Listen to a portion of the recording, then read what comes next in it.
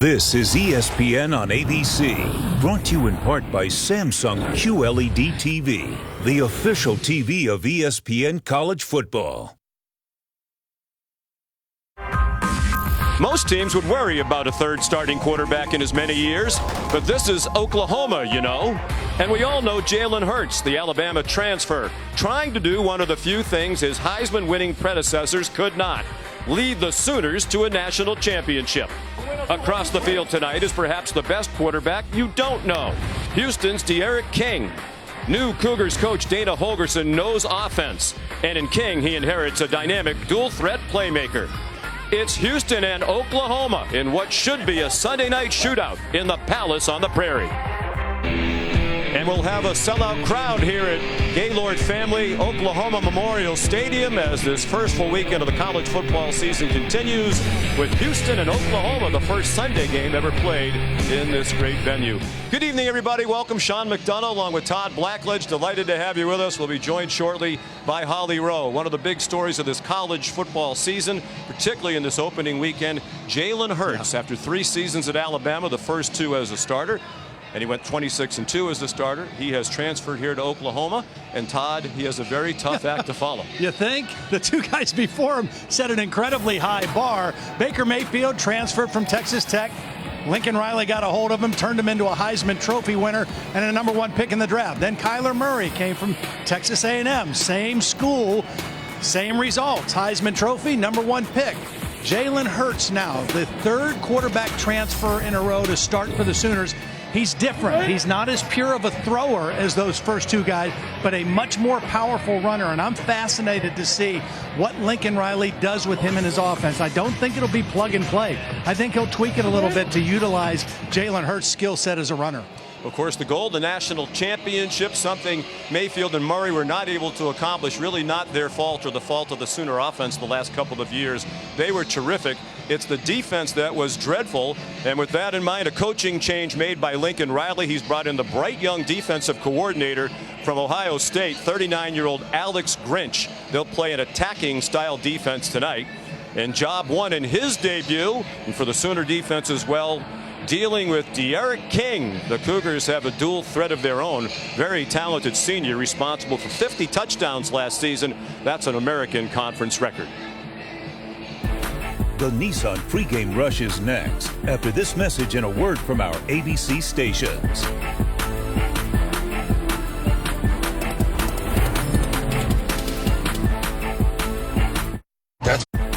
Welcome to the Nissan pregame rush. Nissan, premier partner of the Heisman Trophy.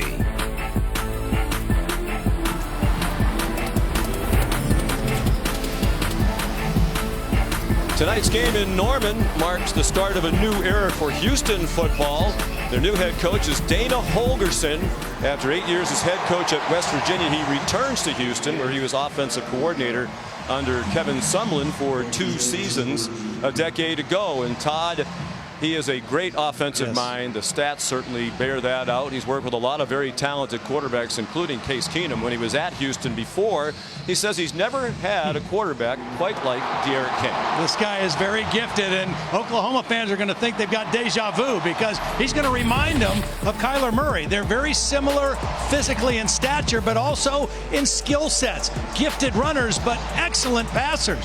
Both D'Eriq King and Kyler Murray had the ability to make every throw on the football field, and they're very elusive, dangerous runners. And as you look at what these 2 guys did through 10 games last year, almost identical stats between D'Eriq King and the Heisman Trophy winner Kyler Murray before D'Eriq King was injured for the rest of the year.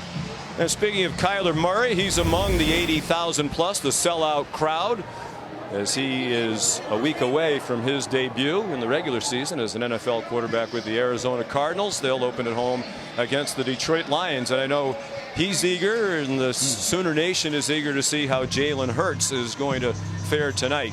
And it is amazing, Todd, how quickly he has blended in to this program. Yeah, I mean, the fact that he was elected captain after only being here 7.5 months tells you all you need to know about Jalen Hurts as a person, as a leader, his character. And I really think he's going to play well, not only tonight, but all season for Oklahoma. As always, a great scene here in Norman. This will be the 124th consecutive home sellout for the Sooners, dating back to the start of the 1999 season. Those in the sun are broiling right now as we're just past 6:30 in the evening local time, with the temperature near 90 and high humidity. Fireworks being shot into the air. These folks have filled the seats and they've seen a lot of winning. Oklahoma is 113-10 in this stadium since the start of that sellout streak in '99. And here come the Sooners. 3 college football playoff appearances in the last 4 years, including last year when they lost in the national semifinal to Alabama. They were 12-2 a year ago. Winners of their 4th straight Big 12 title. They are a substantial favorite to defend their conference title again this year. This has been the Nissan pregame rush. Kickoff from Norman is next, and now a look inside Nissan's Heisman House.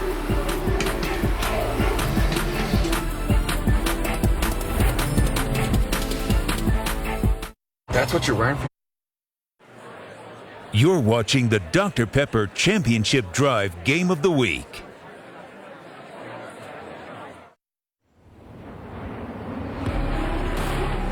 It's that familiar feeling.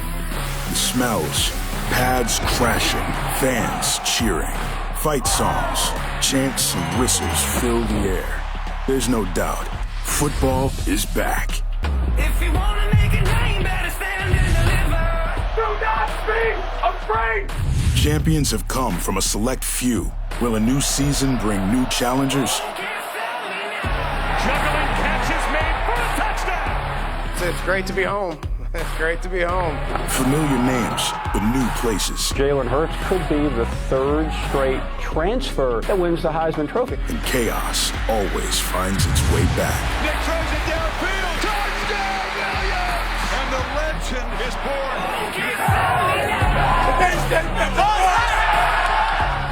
Houston is back. Oklahoma is back. Football is back.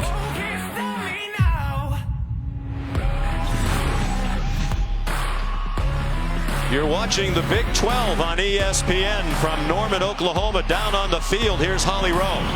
Well, Houston's won the toss, and they will get the ball first, and you will see an electric quarterback. De'Aaron King has been playing quarterback for most of his life. His dad, Eric, installed a spread offense for his Little League team when he was just 5 years old after he saw a Steve Spurrier team that couldn't be stopped. So De'Aaron's been playing this style, this system, since he was 5 years old. He went on to be a record-setting quarterback, breaking some of Kyler Murray's records in Texas State high school history. He even beat Jalen Hurts when their teams played in high school 71-21. He is an electric quarterback, and the defensive coordinator for Oklahoma, Alex Grinch, has said he's not just an athlete playing quarterback, he is a talented quarterback who is also athletic. He said we're actually going to have to put in play the Johnny Manziel rule. The first time he does anything abnormal in the pocket, you've got to bring him down and contain him. Can't wait to watch this electric young man who's been doing this since he was 5 start for Houston tonight. He is a difference maker, and he'll need to have a big night for Houston. The Cougars more than a 3-touchdown underdog. They will have the ball first. And a big change at Oklahoma after the last 3 years with Austin Seibert handling punting, place kicking, and kickoffs. It's Gabe Burkich, a redshirt freshman, with a short kickoff down to Jeremy Singleton, who tried to cross the field, and that wasn't a good idea. The Sooners special teams drop him at the 17-yard line. So here comes De'Aaron King, his 23rd career start at quarterback. Last year responsible for 27.5 points per game. That's 36 passing touchdowns, 14 rushing touchdowns, and a 2-point conversion. And that was the highest such average per game in the country. Missed the last couple of games due to a meniscus tear. He said he's fully healthy in that right knee and ready to go. Senior from Manville, Texas, just outside Houston. They open with Kyle Porter, the transfer from Texas, at running back, and an errant throw. They tried to go to the quick hitter to Marquez Stevenson, one of the best wide receivers in the country, and Todd Houston thinks it has one of the best receiver groups in the country. Well, they're very talented. They've got speed, they've got some length, and that guy Stevenson is their go-to guy. He's the guy with the game-breaking ability. They say with the same formation, Porter, who now shifts, and the three receivers to the right. A quick pop again, and collared. Kenneth Murray dumped Stevenson at the 20-yard line. Well, they tried two similar plays in a row. Quick throws to Stevenson. This time they tried to bring him back inside. And Kenneth Murray, the surest tackler on this Oklahoma defense, there to wrap him up. And the fans fired up by the performance of the defense. They'd love to see a rare 3 and out and a great start to the Alex Grinch era as defensive coordinator. King running out of time, man room, and he's down behind the line of scrimmage. Murray again with John Michael Terry. Excellent job by John Michael Terry, just playing with discipline. Watch number 40 just maintain the edge right here and not allow D'Eriq King to get outside. He shadows him, he mirrors him, and he stays with good leverage and allows help to come from the inside in Kenneth Murray. There's Dane Roy to punt, the 30-year-old Australian. CeeDee Lamb back deep for Oklahoma. Low line drive kick with the wind at his back, but it never got up into the breeze. Lamb dancing but cannot escape. Good coverage by the Cougs. And Oklahoma will begin near the 40-yard line. Once again, here's Holly. If we told you the story of how Jalen Hurts' career would unfold, you probably wouldn't believe us. It's so unusual. He became the first freshman to ever start a game for Nick Saban at Alabama, leading his team to 2 national championships before famously losing his job and never regaining it. Then, as a high-level grad transfer, here he is. He didn't know how to get into the team and get guys to accept him right away, so he did it in the weight room where he threw down this monster squat over 500 pounds on the bar. He gained instant credibility, and he said, the most important thing is I've been voted a team captain. That means the world to me. This isn't just about me. This is about us. We're here for just 8 months, but just a couple of days ago, it's announced he's one of the team captains. He hands it off. Trey Sermon with one man to beat, and he goes out of bounds at the Houston 30. Big run by Sermon, the junior from Marietta, Georgia, part of a deep and talented running back crew. Well, Trey Sermon had a great year last year. Excellent blocking, the right tackle. Adrian Ely, number 59, with the key block. 4 new starters on this offensive line, and that first run, very, very promising for the Sooners. Ely, one of those new starting offensive linemen. 30-yard gain on the first play from scrimmage for Oklahoma. Hurts first pass as a Sooner. Charleston Rambo, another big gainer. And he's down at the 14-yard line. Grant Stewart and Javarius Owens combining on the stop for Houston. It was a beleaguered Cougar defense a year ago. They gave up 37 points per game. They were 118th in the country in scoring defense. Still managed to go 8-5 and to a bowl game. New defensive coordinator Joe Cawthon came from Arkansas State. A lot of transfers on this defense this year too. Hurts after the play fake, dumps it off in the flag. Jeremiah Hall lunging for the pylon, and it's a touchdown.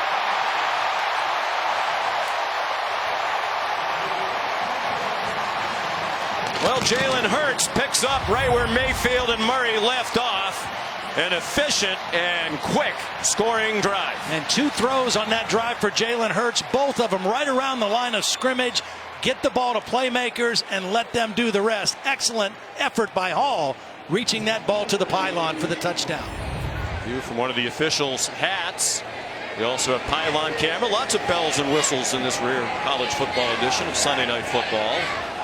American Conference officials on the field, led by the referee Mike Roach. Big 12 in the replay booth, and they're waiting for confirmation of the touchdown from David Ames. Probably checking to make sure he didn't step out of bounds. I think the reach to the pylon was clean. It was just a matter of whether he stepped out of bounds before the reach. Javarius Owens, one of those newcomers. They just signed him out of Northeastern Oklahoma Junior College not long ago. They like his talent. He couldn't prevent a 14-yard touchdown. That has been confirmed. Officially 61-yard drive in 3 plays, and Callum Sutherland, the new field goal kicker, adds the extra point for Lincoln Riley. The offense continues to roll right along in Norman, and the Sooners off to a quick 7-0 lead.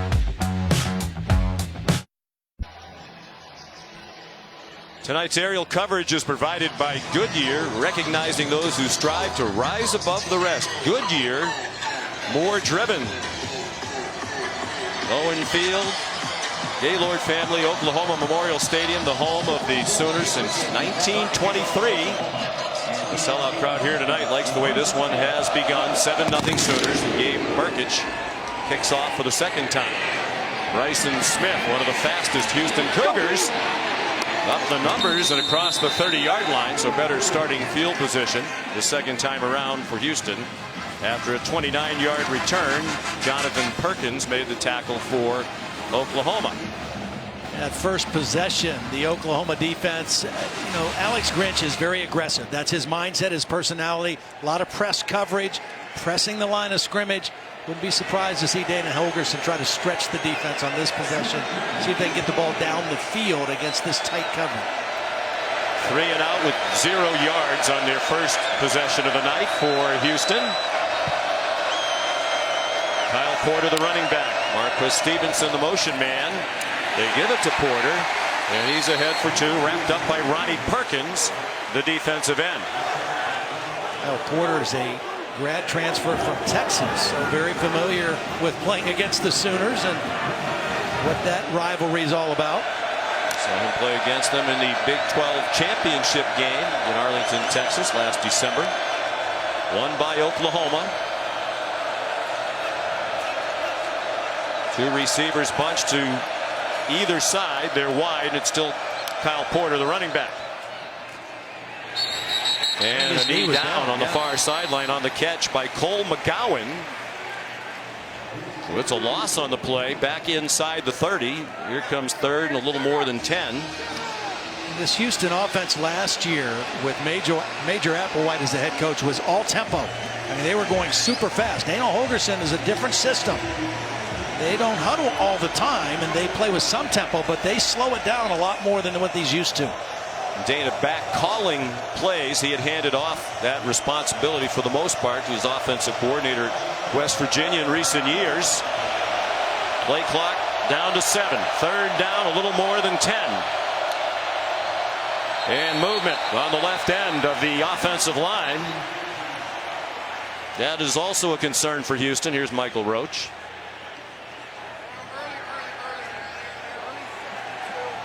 It's going to be hard to hear whether it's a voice or whether it's a clap. Those linemen are going to have to keep their eye in on the football, particularly on 3rd down passing situations. And that was Josh Jones, their most experienced offensive lineman, called for the illegal motion. Left tackle making his 37th career start. They rush only 2 on 3rd and 16, and now a 3rd. And King's throw is too high and incomplete. Intended again for Cole McGowan. On both possessions on 3rd down, they were able to force De'Aaron King out of the pocket and then play with discipline, not only on their rush, but on their downfield coverage. And that's excellent discipline. I'm impressed in 2 possessions with that Oklahoma defense. And here's Roy to punt again after 3 and out. And C.D. Lamb back deep. Dana Holgorsen told us the other day, I've always wanted an Australian punter. Roy's his first. I said, why is that? He said, well, they do a great job of flipping the field, directional kicking to help your coverage. Roy's a big guy, 6'7", former ice cream salesman in Australia, and that is a bomb that lands inside the 15. C.D. Lamb trying to pick up some blocks. C.D. Lamb across the 25 and out of bounds, far sideline. They'll mark him all the way to the 34. So a 69-yard punt and a 27-yard return. I mentioned Roy's from Australia. He won a kicking competition in 2016 for the finals of the Australian Football League. He said that was like their version of the Super Bowl. He kicked it 79 yards, 73 meters. There were some prizes that came with it. He got put in the Pro Kick Academy down there, which has sent a lot of punters to the United States. He got a trip to the United States as a part of it, where he met Ray Guy, who gave him some tips. Great guy to get tips from about American punting. And Tom Herman, then the coach at Houston, was in dire need of a punter. He called over to Australia, said, send me the best guy you have. And they sent Roy. They said he's a little rough, but he'll be great, and he has been. Jalen Hurts runs out of bounds with a 10-yard gain. There is a flag back along the line of scrimmage. I think it's going to be illegal hands to the face on Houston. Personal foul. Illegal use of hands to the face. Personal foul. Legal use of hands to the face. Defense, number 31. A penalty will be added to the end of the run. 15 yards, automatic first down. Number 27 may remain in the game. His helmet came off as a result of the foul. Yeah, Jeremiah Hall, watch the left halfback, number 27. He's blocking on this quarterback run, and there's the penalty. Pushes his helmet off. And as you heard the referee say, because it was on a penalty, he can stay in the game. But this is Jalen Hurts running in between the tackles. He's 220 pounds. And you're not going to bring him down with arm tackles. Penalty against Parrish, sophomore. Defensive end, the new coordinator, Joe Cawthon, legs him, says he's scrappy, plays with great effort. Hurts, wise decision to keep the ball. Another big chunk play for Oklahoma as he goes down near the first down at the 30-yard line. You know what? That was something I've not seen Jalen Hurts do much. He got everything he could get out of that play, and I think he went down on purpose once he knew he had the first down. Of course, we saw Kyler Murray do that in this offense a lot last year. Ran for over 1,000 yards, but we always saw him running out of bounds or sliding, not taking extra hits. Jalen Hurts took a little page out of that guy's book. It is a first down, 1st and 10. Hurts escapes the rush, and he gets chopped down near the line of scrimmage by Demarion Williams, another newcomer out of Highland Community College. Offense, number 59. 10-yard penalty, first down. Adrian Ely, the right tackle. And Todd, Oklahoma won the Joe Moore Award for the best offensive line last year, and hard to argue. Yeah. They had 4 players drafted in the first 4 rounds of the NFL draft this year. At the end of the season, that starting 5 had combined for 156 starts. The starters tonight, 12 combined starts, and they all belong to the center, the sophomore Creed Humphrey, who is an outstanding player. Yeah, well, he's a great anchor to have, and these guys have been highly recruited. It's just their time to step up.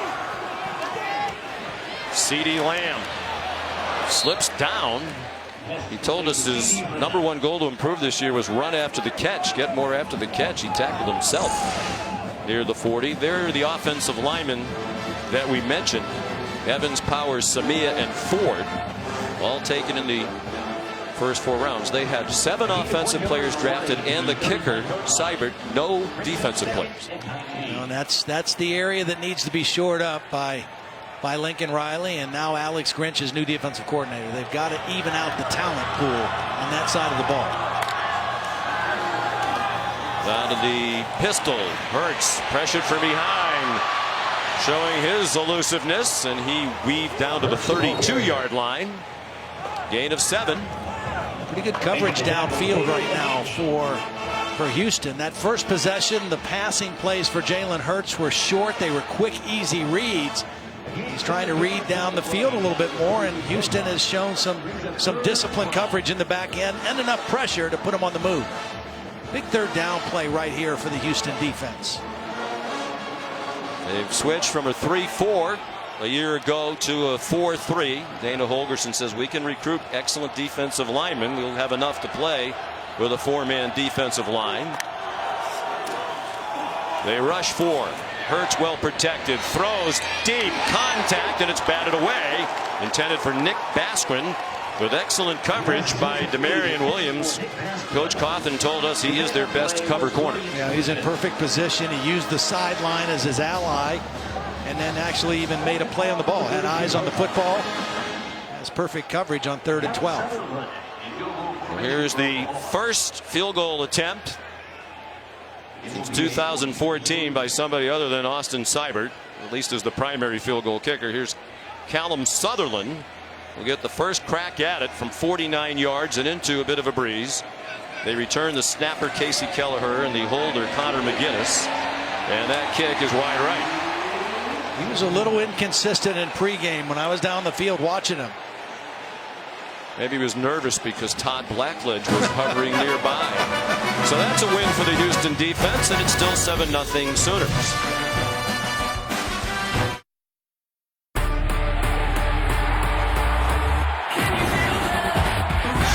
There's a new culture in College Station. Trevor Lawrence looks like a generational talent. We're back. We fight like tigers.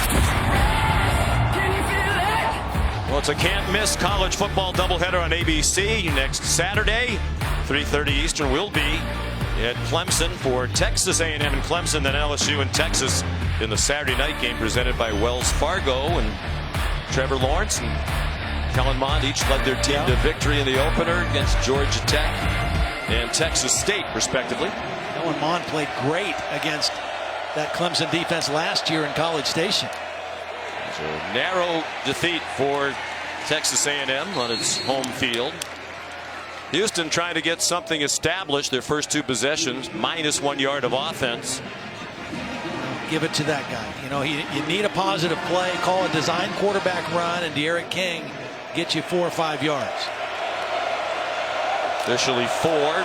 7 minutes to go. First quarter. It's been all Oklahoma, but just 7-0. Now he takes off running and continues. It looked like he slowed down, anticipating a Sooner would be nearby, but there wasn't anybody in an Oklahoma uniform there, so he kept rumbling and has a first down to the 39-yard line, a 27-yard gain. That time John Michael Terry, the defensive end, came on an inside stunt, and nobody replaced him on the outside of the defense, and that's what De'Aaron King saw, and he was able to turn up the sideline unhindered for a big game. That's the first down given up by this Oklahoma defense. Kyle Porter back in at running back.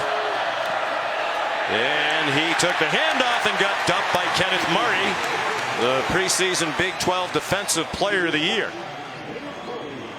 And Kenneth Murray did a nice job of reading and attacking downhill. Here he is right here. Watch him just read it, take a good angle to the football, and he's unblocked because he came from the second level and makes a play behind the line of scrimmage. They call him K9. Kenneth Murray Jr. out of Missouri City, Texas. They have a number of players, Oklahoma, from the Houston area. King, nifty footwork, but he can't get back across the line of scrimmage down at the 41. Neville Gallimore led the way, the fifth-year senior from St. Catharines, Ontario. It was a late delayed blitz that forced De'Aaron King to have to move in the pocket. Well designed by Alex Grinch, and they bring up a 3rd and long now because of the pressure they were able to create. 3rd down and 12. King pressured. The ball pops out. And it looks like Houston got it back at the 46. Ronnie Perkins, the sophomore out of St. Louis, made contact from King's left. And Braylon Jones, the center, got it back. This is a defensive line last year that only generated 11 sacks the entire season. It's just a 4-man rush, and they do a great job of collapsing the pocket. Jalen Redmond, number 31, in there, missed all of last year with a blood clot problem, and missed all of spring, and they are really excited about what he can bring along with Ronnie Perkins on that play. So here's Dane Roy again. His last punt, 69 yards. Now in the shorter field. Bounces it down there, and it's well covered by the Cougars. Elijah Gooden made the tackle on C.D. Lamb, a 36-yard punt.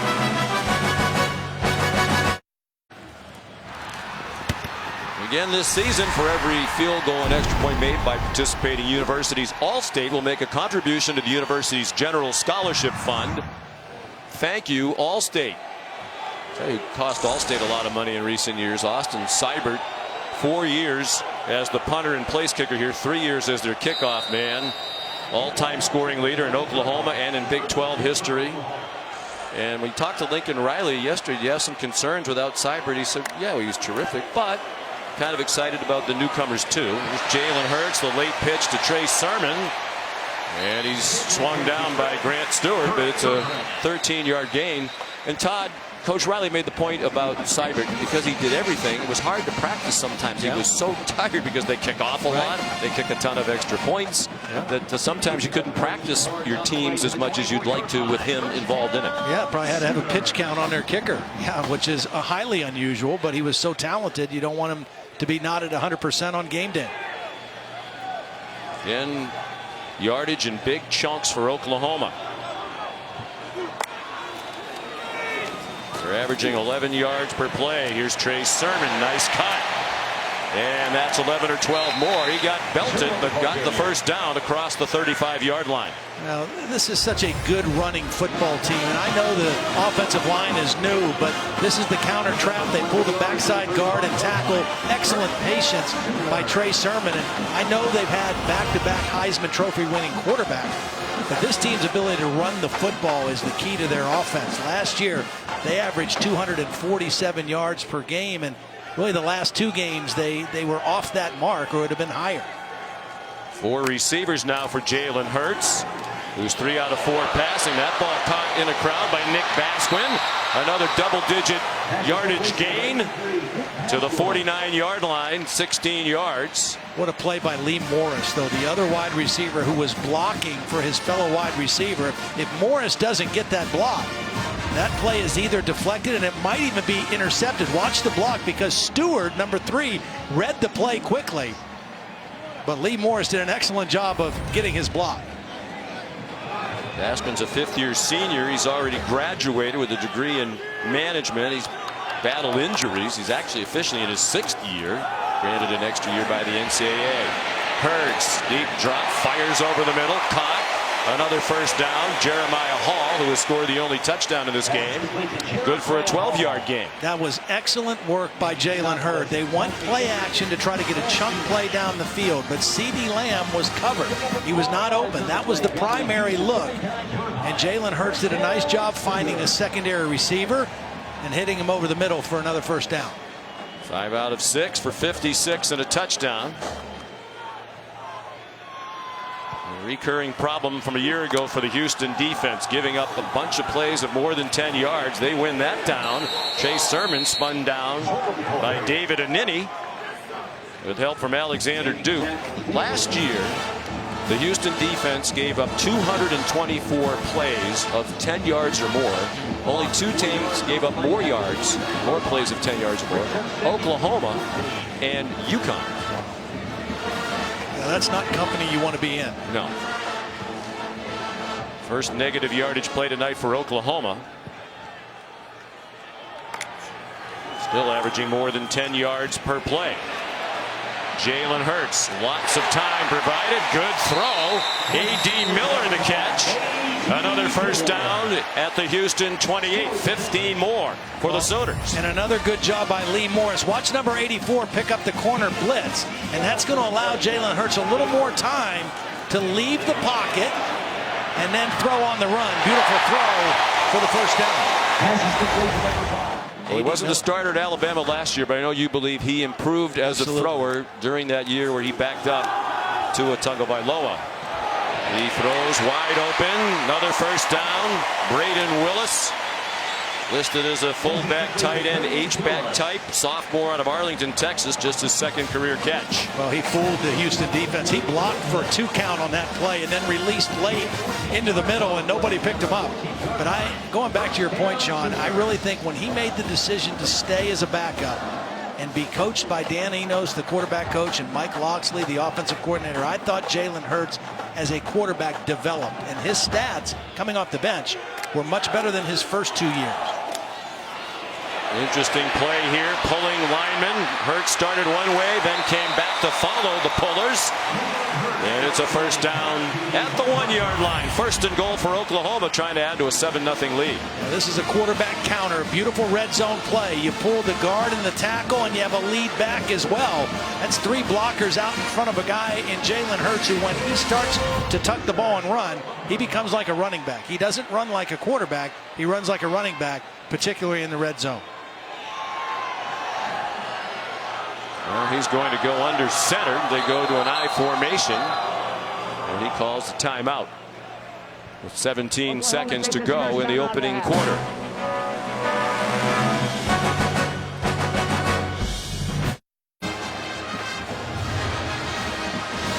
Sunday night kickoff from Norman, Oklahoma. Sooners leading 7-0. They're down on the goal line again.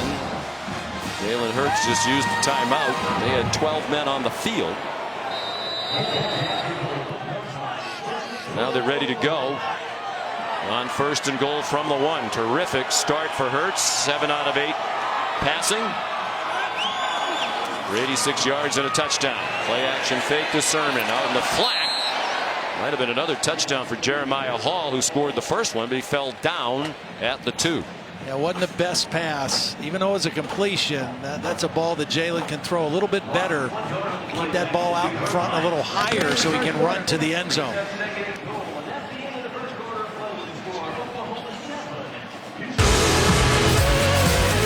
ESPN's presentation of college football on ABC will return after this message and a word from our ABC stations.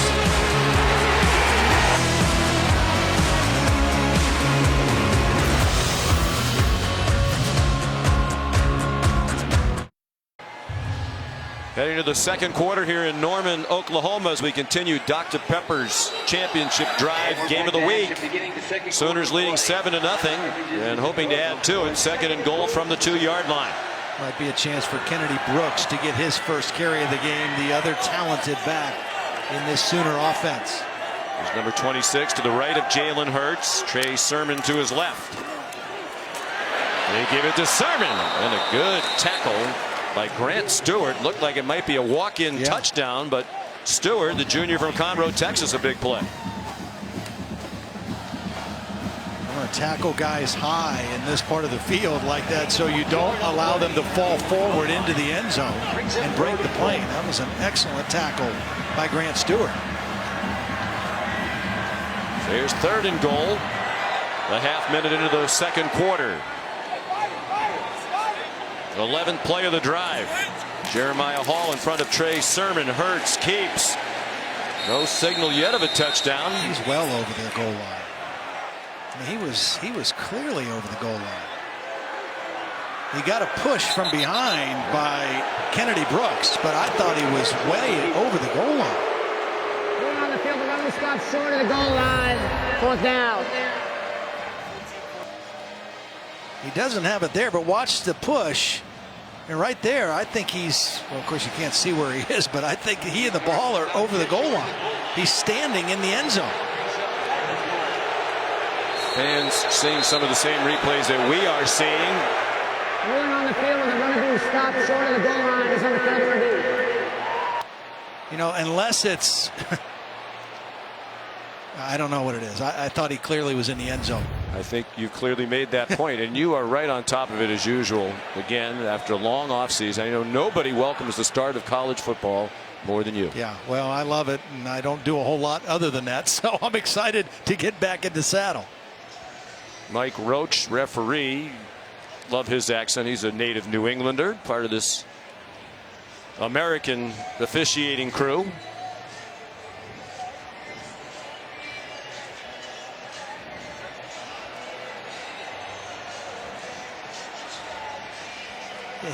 Yeah, he's standing in the end zone. That's a touchdown. I mean, the ball is all the way in the end zone. After further review, number 1 had possession of the ball beyond the goal line, therefore it is a touchdown. His first as an Oklahoma Sooner. Well, he had 23 career rushing touchdowns as the Alabama quarterback. You get in the red zone with him and Trey Sermon and Kennedy Brooks and a center like Creed Humphrey, and the Sooners are going to be hard to keep out of the end zone. All powerful runners. Good start. And the extra point up and good from the redshirt sophomore Callum Sutherland.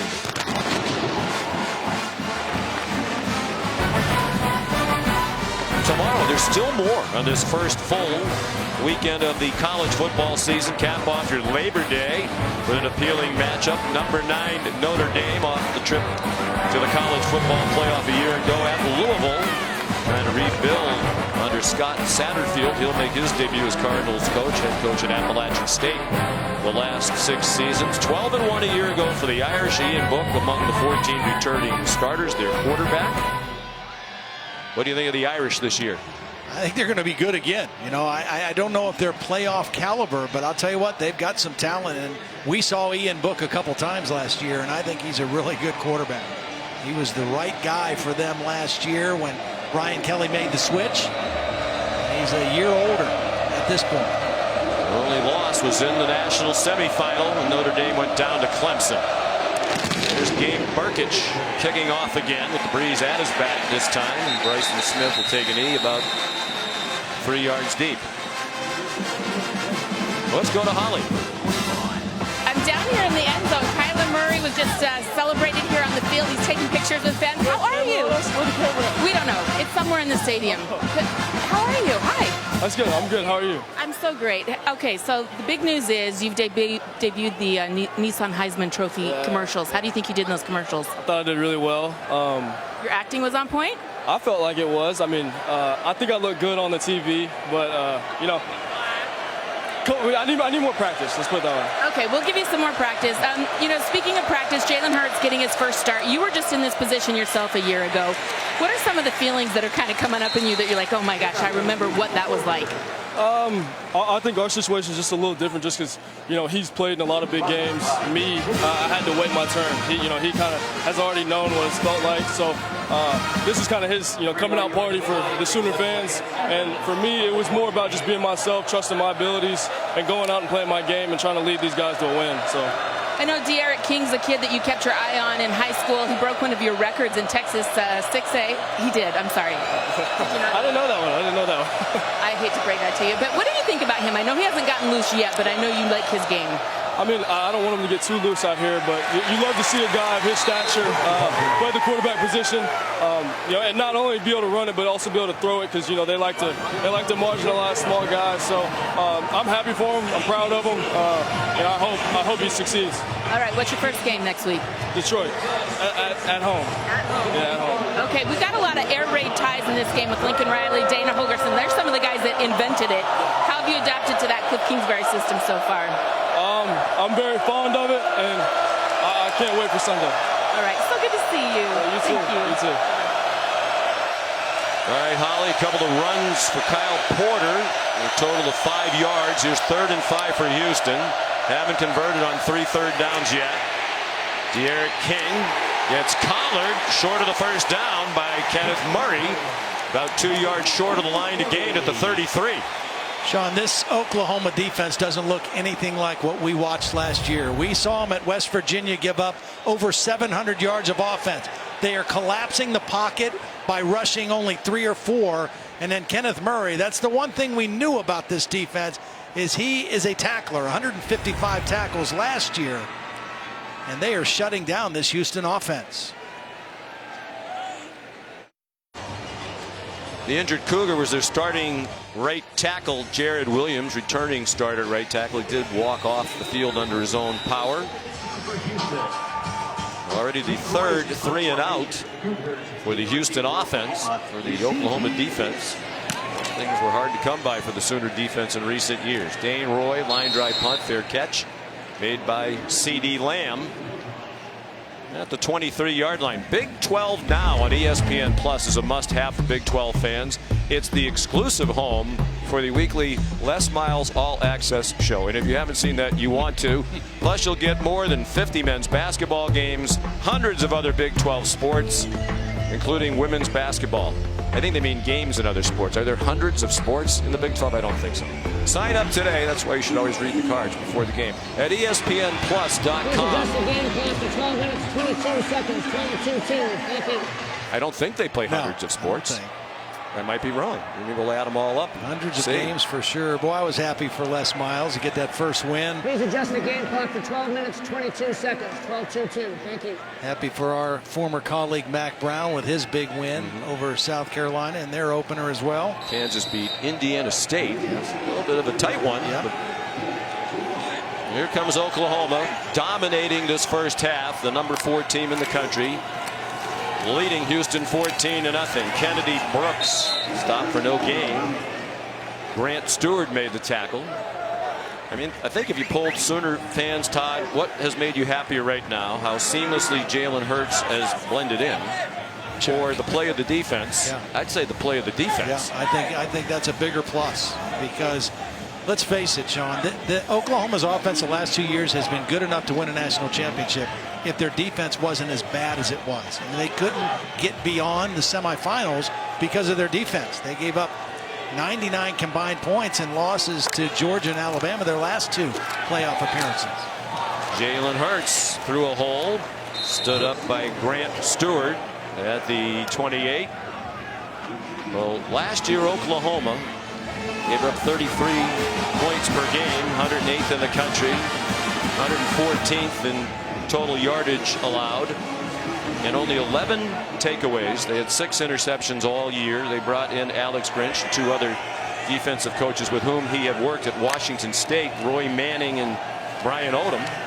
Hurts just standing there without any pressure, and he fires for a first down to Grant Calcaterra. First catch of the season for the All-Big 12 tight end from a year ago. With patience by Hurts, staying in the pocket, just waiting for something to open. Calcaterra, I think he's on the verge of having a huge year this year. Very much like Mark Andrews, who went from 31 catches as a sophomore to 62 catches as a junior playing with Baker Mayfield. And Calcaterra is a very similar kind of player in that inside wide receiver spot. Jaden Hazelwood, highly touted freshman, with his first touch as the man who came in motion. He gets welcomed to college football as he was stood up at the 38-yard line. Because of the success of their offense and the individual wide receivers in recent years, they are really recruiting a lot of the best wide receivers in high school in the country, including this guy. Yeah, they had 3 of the top-rated wide receivers in this recruiting class all come to Oklahoma. They play a lot of guys. They throw it to a lot of guys. And so there's no fear of not getting on the field if you're a top-flight wide receiver in this offense. Hazelwood, the most highly touted of the 3 true freshmen. 5-star recruit consensus. After the play-action fake, Hurts to Calcaterra again. He got belted by Deontay Anderson, but he held on for a first down into Cougar territory at the 48-yard line. Great route. Watch Calcaterra. He's going to fake like he's running a crossing route and then right up the seam. Lincoln Riley loves to do that. Show one route, get the defense to react, and then right up the seam for the quick throw, and Hurts on target again. Hurts is 11 out of 12 for 109 and a touchdown. And he's rushed for 46 yards on 6 carries. And the other touchdown, design quarterback draw. And he got walloped at the 43-yard line by Peyton Turner. Jalen's from the Houston area. He's familiar with a lot of these Houston Cougars. He played a memorable high school playoff game, his final game in high school. With his dad, the head coach at Channelview outside Houston. They played Manville, perennial power, with De'Aaron King, their quarterback. Yep. And one of the players on the defense for Manville that was Jordan Carmouche, now a linebacker here at UH, and he said the thing he remembered most was how hard it was to tackle Jalen Hurts. Wasn't that hard to tackle Kennedy Brooks that time, and a nice play again by Peyton Turner. And we didn't like it. Holly mentioned it earlier. Jalen Hurts didn't like when we brought up the high school game against De'Aaron King and a few of these other Houston Cougars. He bristled a little bit. Yeah, he said, I was the only top prospect on my team. They had about 20 guys who were being recruited by D1 schools. And that's pretty much factual. Deep throw, wide open. CeeDee Lamb, a touchdown. Busted defense. And you don't want to lose sight of one of the best wide receivers in the country who just made it 20-0. Yeah, you're right on the busted coverage, because this was not a trick 'em route. CeeDee Lamb was going deep the whole way, right up the seam. Jalen Hurts, after he moved up in the pocket, able to throw on the move, and he knew he had a wide open guy. Just get him the football. Third straight game with a touchdown reception for Lamb. Last year he had a streak of 7 games in a row with a touchdown catch. He's the focus at wide receiver this year now that Hollywood Brown has gone on to the NFL. Callum Sutherland the extra point. It couldn't have been scripted any better for the Sooners. Jalen Hurts has been tremendous, and the defense pitching a shutout with 8:09 to go in the first half here in Norman.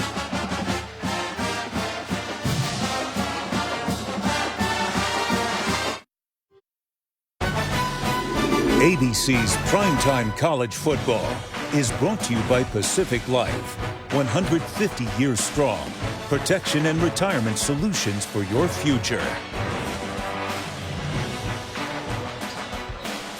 Hollywood Browns here. I think a lot of these fans, maybe Kyler Murray and the Arizona Cardinals, the Baltimore Ravens fans, would like to see these guys, back home around their NFL teams, getting ready for their opener. 1 week from today, right? Yeah.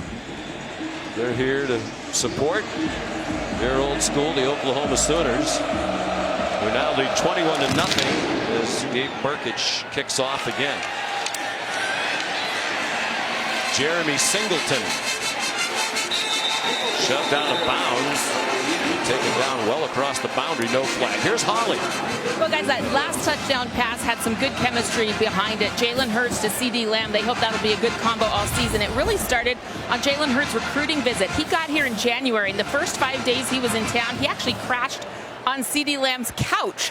They became good friends. They've had a good chemistry. And Lincoln Riley said one of the things he's really been working with Jalen Hurts on is to kind of take some of the robot out of him. He's had so many different coordinators, 6 different coordinators or offensive coaches in his college career. And he wants him to quit thinking, just be instinctive. And I think we saw that on that last play. Absolutely, Ollie. His move in the pocket and throwing on the run, that was an instinctive play. Nothing robotic about that. Play action pass. De'Aaron King pressured and throws incomplete. Intended for Cole McGowan. That was the 15th play run on offense by Houston. Meanwhile, Oklahoma has 16 first downs. New quarterback, 4 new offensive linemen. So far, no problem for the Sooner offense. The machine just keeps on humming. Lincoln Riley, just a tremendous play caller and teacher.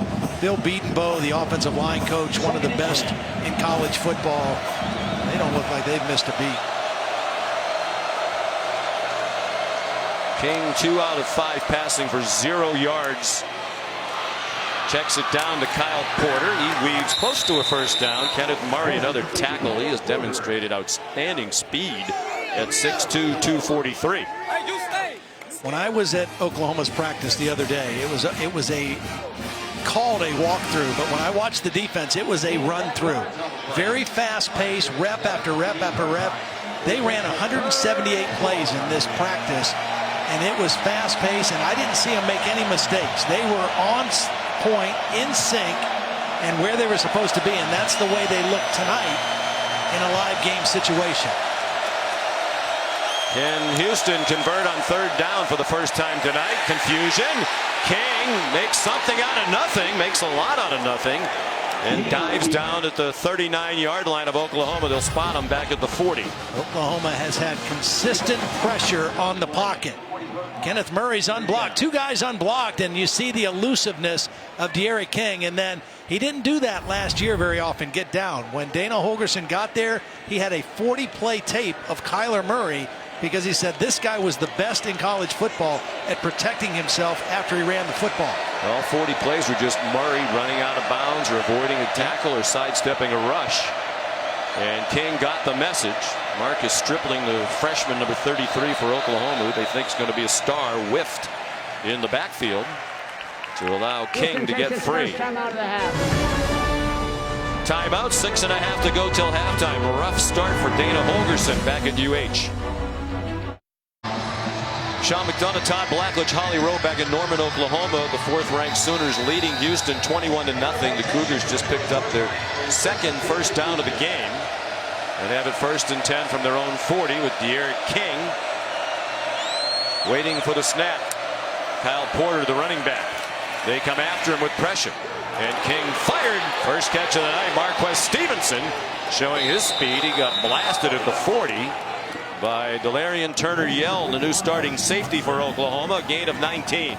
Now Houston now going to go with a little bit of tempo. That was a beautiful route by Stevenson. He did the same thing we saw Calcaterra do for Oklahoma. Showed crossing route and then went back outside and created separation. And you got to get him involved if you're Houston. I mean, he's one of your playmakers. His 2nd catch of the night for 23 yards. They've targeted him 3 times.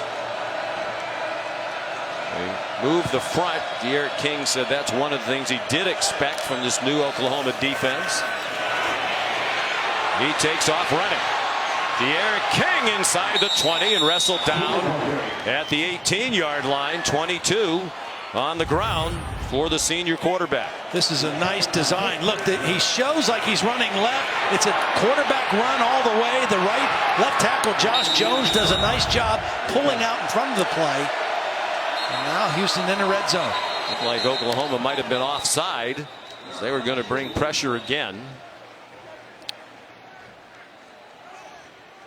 Mike Roach, the referee. Best drive of the night for Houston by far. False start.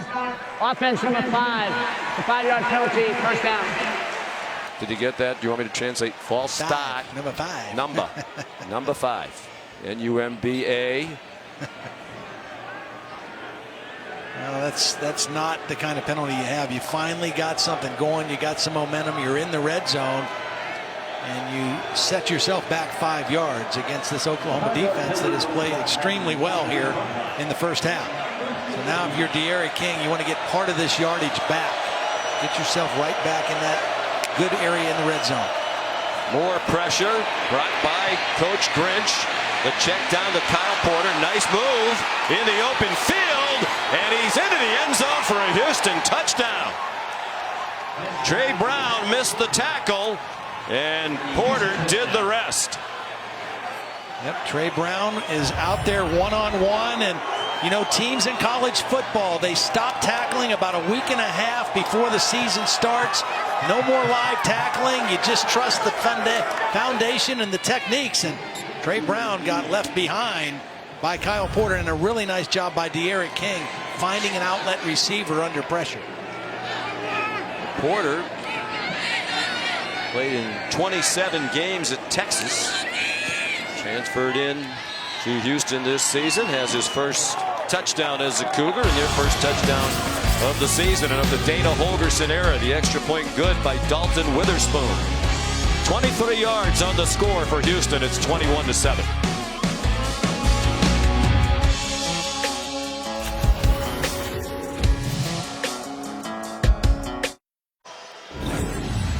This season, Taco Bell again celebrating student sections and passionate fans like these Sooners. Awarding the best student section of the year. Go to ESPN.com/Taco Bell to see if your team made this week's rankings. See how your school can compete. Dalton Witherspoon kicks off. Here's Trey Brown trying to atone for the missed tackle. He might just do that. He's across midfield and upended. There is a flag down.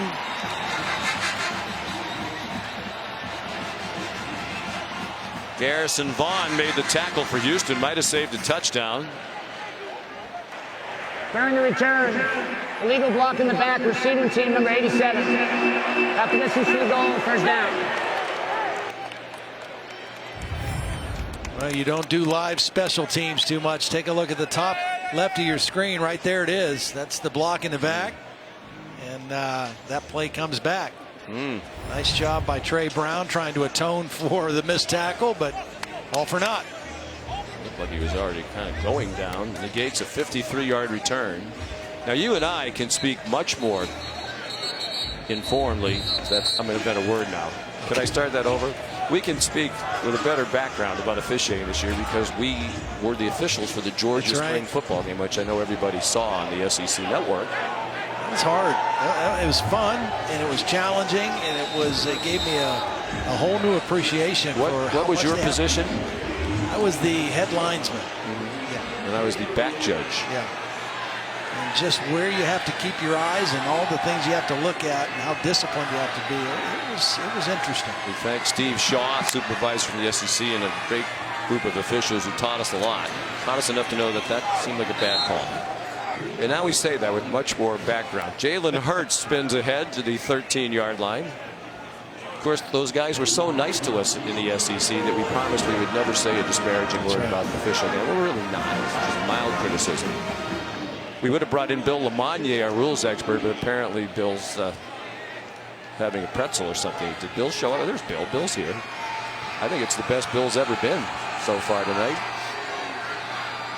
From the 13-yard line after a gain of 4, Hurts under duress. So effortlessly got away from it, and now he takes off running and gallops across midfield to the 44-yard line of Houston. Chased out by Javarius Owens. It's a 42-yard run for Hurts. They wanted to hit CeeDee Lamb on the crossing route. But watch Jalen Hurts see just a big area of green open up. Picks up a nice block down the field. That was number 54, Marquise Hayes, with a nice block leading the way. The reason Marquise Hayes was down the field blocking is because that is a screen pass with a crossing route going behind the line of scrimmage. Oklahoma loves that play, but Jalen Hurts turned it into a quarterback run. He has played just about a perfect first half. 12 out of 13 passing for 154 and 2 touchdowns. And he's coming up on 100 yards rushing. Donovan Mutant made the tackle on Trey Sermon. Mutant, a sophomore, didn't play very much at all last year. He won the starting middle linebacker job in camp. There are the numbers. Hurts more than twice as much total offense as the entire Houston team.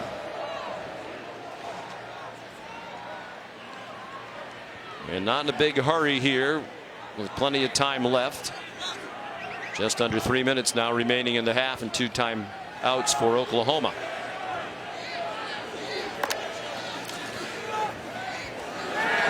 Ooh, little flea flicker, and Hurts, one of the rare deep balls tonight. CeeDee Lamb with some contact in the end zone with Demarion Williams. No flag, and it's an incomplete pass. Well, Jalen Hurts threw this ball on the wrong side of CeeDee Lamb. CeeDee Lamb was expecting this to go over his left shoulder. A little trickery in the backfield, great protection, but that ball needs to be thrown more to the middle of the field. Because it was thrown back over the other shoulder, it enabled Demarion Williams to make a play or be in the way. There was no safety help to the middle, and Jalen Hurts just threw that over the wrong shoulder. Was a very experienced back judge. I think that should have been pass interference. Hurts takes off running, and he has a first down. Powerful run, and the ball came out. Was he down? No, the officials say it's Houston's ball near the 30-yard line. You know, we've seen Jalen run out of bounds. We've seen him slide. We've seen him do some things to avoid extra contact. That time he's fighting for the extra yardage. Might have been a little frustrated that he missed the long ball. Moving on the field is a fumble recovered by the defense. After the play, unsportsmanlike conduct, offense number 83 for pulling a player off the pile. 15-yard penalty added from the fumble recovery spot. First down for Houston.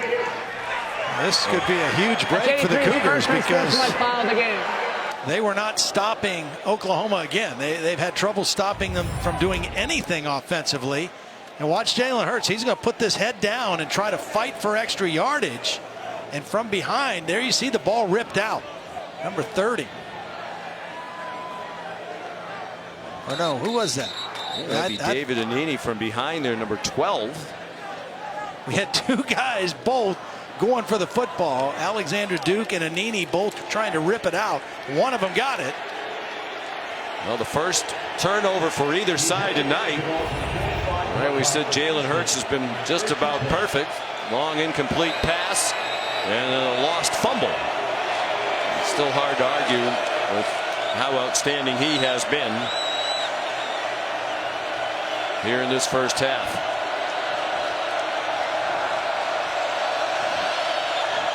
It's 18 straight games now with a takeaway for Houston. Out wide it goes. Jeremy Singleton on the completion from De'Aaron King. So 2:24 to go. Houston at midfield. If they could get a touchdown here, Todd, for as much as they've been dominated in this first half, they have to feel really good. They got a good play from their defense. They've got 2 timeouts, and they got a veteran quarterback running the show here with the ball at midfield. So I think they're trying to adjust to the late shifts. Oklahoma is showing some line stunts and shifting. And Dana Holgorsen trying to counter that with later snap counts. Now Porter's seen the bulk of the action at running back. Here's a little screen. Marquez Stevenson with some running room. And he goes out of bounds near the 20-yard line. They'll mark it at the 20. Boy, this is a 30-yard gain. Beautiful design. They had a screen both ways, and they faked the screen to the left and came back to the wide receiver screen to Stevenson on the right, and it really fooled the Oklahoma defense. Good play call by Dana Holgorsen and excellent execution by the Cougar offense. Holgorsen, 48-year-old Iowa native, very familiar with a lot of the coaches on Lincoln Riley's staff. He and Lincoln Riley were together for several years at Texas Tech under Mike Leach. Porter stood up after a gain of 1. They're playing tonight without Patrick Carr, the Cougars' leading rusher from a year ago, returning with more than 800 yards, but undisclosed injury. They think he'll be back in the next week or two. Sean, this is where you really now wonder about the new culture, the new infusion of enthusiasm for Alex Grinch and the defense. Things are starting to go a little sideways. Are you able to settle back in and get back on the same page as a defense? All 11 guys running to the football, playing together. Lincoln Riley said he wanted Grinch more than anything else to change the culture, change the mentality, and the players say he has. Quarterback draw, King ripped down by Ronnie Perkins, who's had a nice half. Freshman All-American last year with 5 sacks as a true freshman. Big body, athletic kid, did a nice job of wrapping up the tackle. Alex Grinch arrived in January, so we put the whole defense in right away. Figured we'd have 7 months to teach it, so let's put it all in. And he thinks the defense has been learned very well by these Sooner defensive players, and it sure seems like they've learned the lessons with their performance in this half. Half a minute to go. King, a bullet a little bit too wide for Terry Mark. Pat Fields had the coverage. Yeah, I'm sure De'Aaron King wishes he had that throw back, because that he had a wide open receiver, and he kind of threw this in a hurry, kind of threw it off his back foot. He didn't step into the throw, and it wasn't as accurate as he normally is.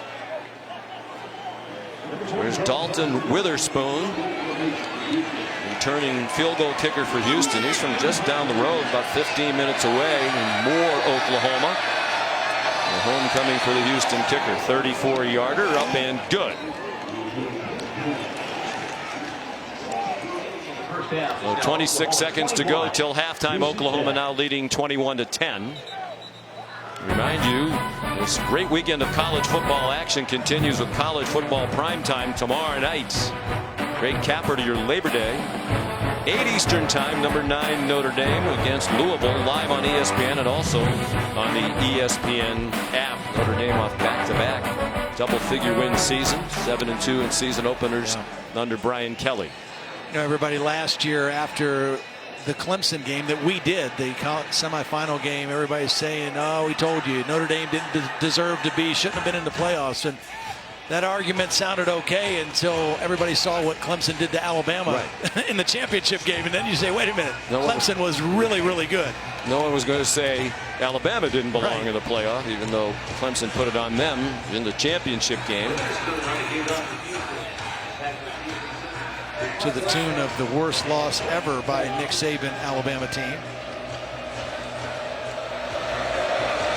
Witherspoon to kick off, and he just bounces it down the middle. Pretty effective squib kick, and the Sooners content to gobble it up. Troy James recovered it at the 27-yard line. You can check out our alternate angle Xfinity Skycam coverage of tonight's game, streaming live on the ESPN app. So does that mean, and I probably should have inquired of this with our outstanding producer Phil Dean and director Scott Johnson, does that mean if you go to the ESPN app, there's a place where you can watch this entire game from Skycam, brought to you by Xfinity? That's correct, yes. You would like that. Analysts tend to like Skycam. I like Skycam. Yeah. Yeah, I do. Can we watch this play from Skycam? I guess not. Well, there it is. There it is. Thank you, Scott Johnson. I think they also don't have play-by-play voice on that channel. Oh, another selling point. There's Trey Sermon out of bounds at the 46-yard line. So Oklahoma with a quality gain might attack now near midfield with 16 seconds to go.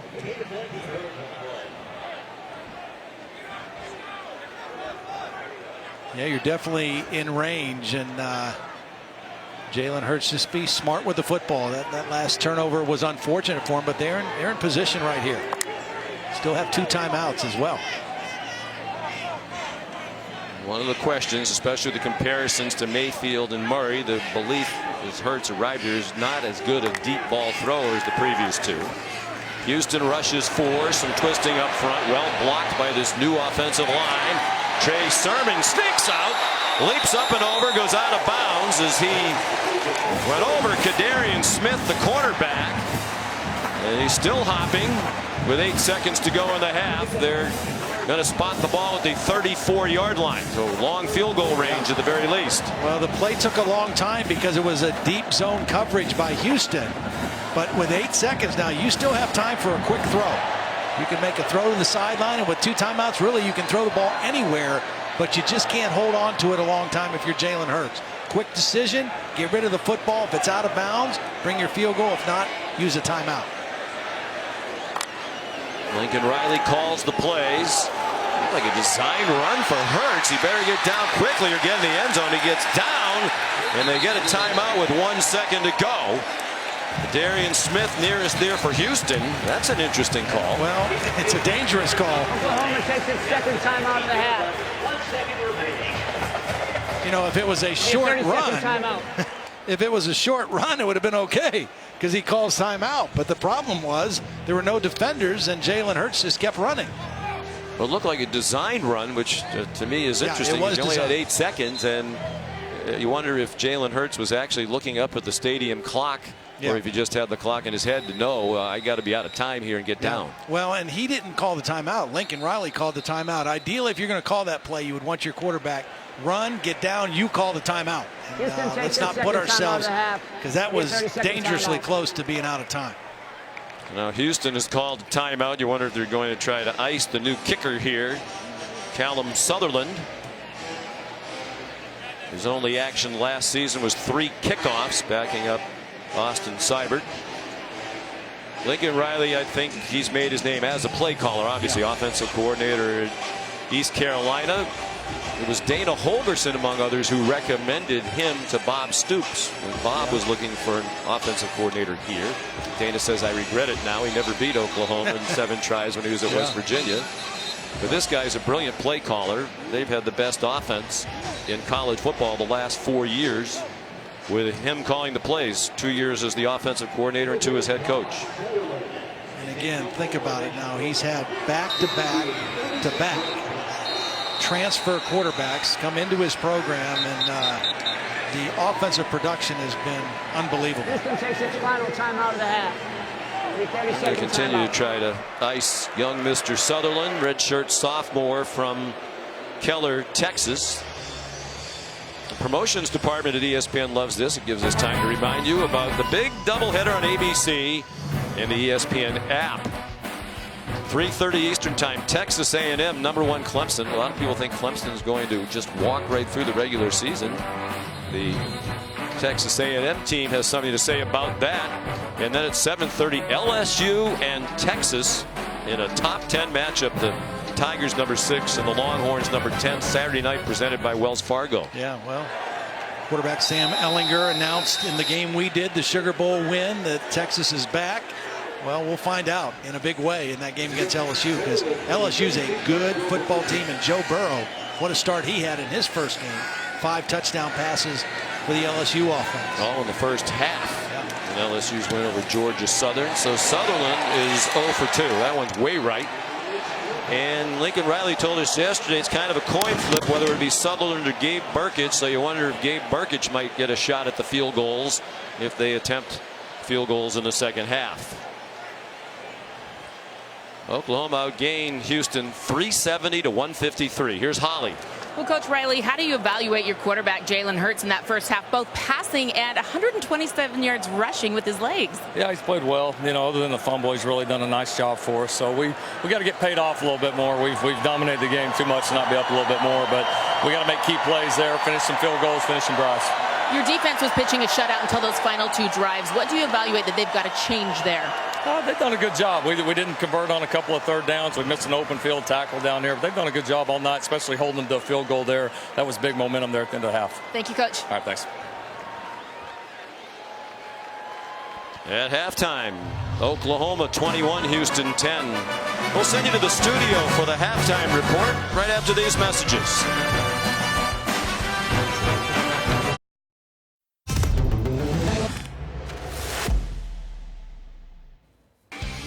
The debut of Jalen Hurts at Oklahoma and Lincoln Riley's offense. You can look really good when your #1 wide receiver, one of the best in the game, CeeDee Lamb, is that wide open. 45-yard touchdown catch, and right now Oklahoma. You're watching the Big 12 on ESPN. Non-conference season opener for these 2 teams. Houston out of the American, and Oklahoma. There's the 4 straight outright Big 12 titles, and it's the Sooners. In the words of their coach, Lincoln Riley, dominated the first half, but lead just 21-10. They will get the ball first to begin the second half as Dalton Witherspoon will kick off for the University of Houston. Trey Brown back deep.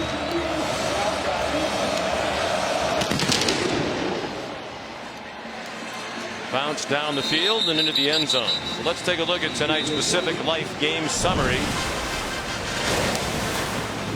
And Todd Blackledge, Jalen Hurts, the focus starting the night, and he had a terrific first half. Yeah, I mean, 13 of 15. He threw to 9 different receivers. He ran for over 125 yards.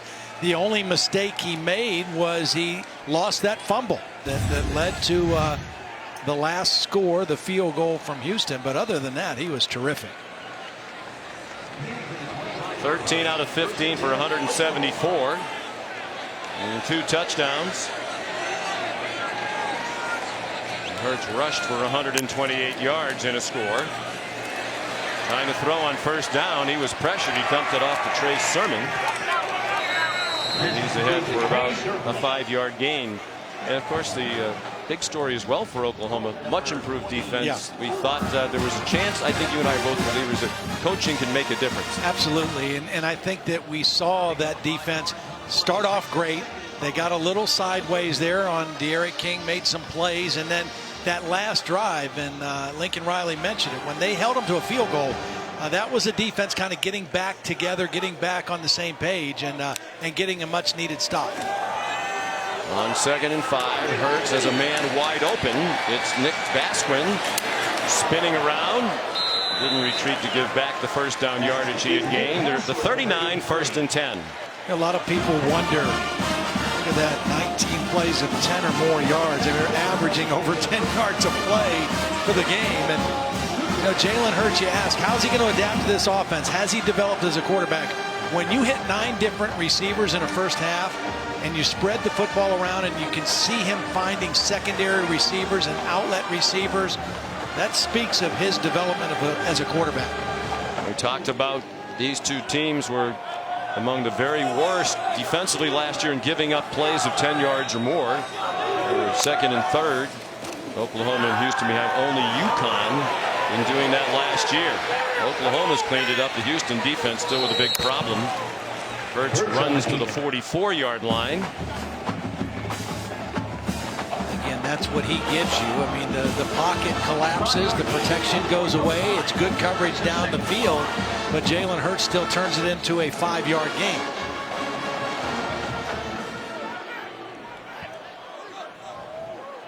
So it'll be 3rd down and 5. 2 minutes into the second half.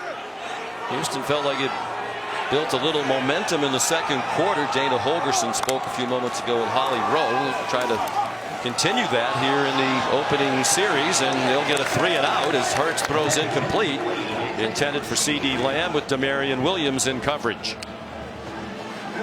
They love to throw the back shoulder fade in this Oklahoma offense, and that's what that was. And Jalen Hurts just a little too wide on the throw. It's actually 3rd and 5 now.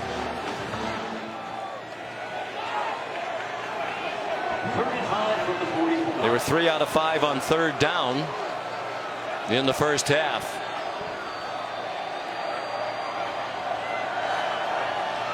Hurts was 2 out of 3 passing on 3rd down in the opening half. Plenty of time, a quick slant and a completion. Charleston Rambo. Rambo lunging for the goal line. Touchdown, Oklahoma.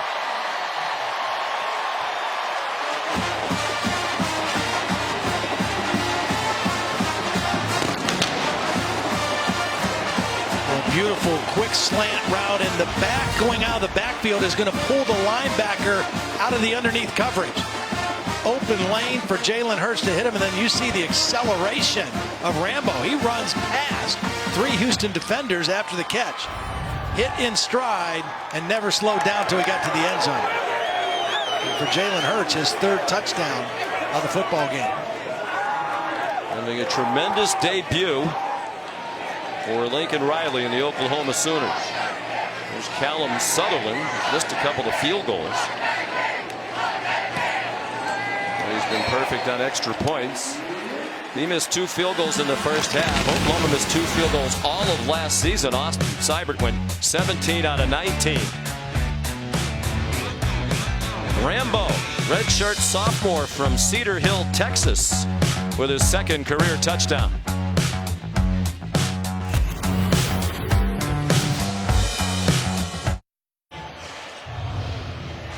We're back in Norman, Oklahoma, with the Sooners leading Houston 28-10 here in the 3rd quarter as we continue Dr. Pepper's championship drive game of the week. Gabe Burkich kicks off after the Sooners touchdown.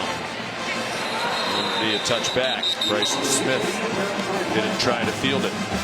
We've made this point tonight about Jalen Hurts only being here a little over 7 months, but the reason that's so significant is because the 2 guys before him, Baker Mayfield and Kyler Murray, both had 3 years in this Lincoln Riley system to understand the nuances of it. And so a crash course that Lincoln Riley had to take Jalen Hurts through, and obviously he has picked it up very well and very quickly.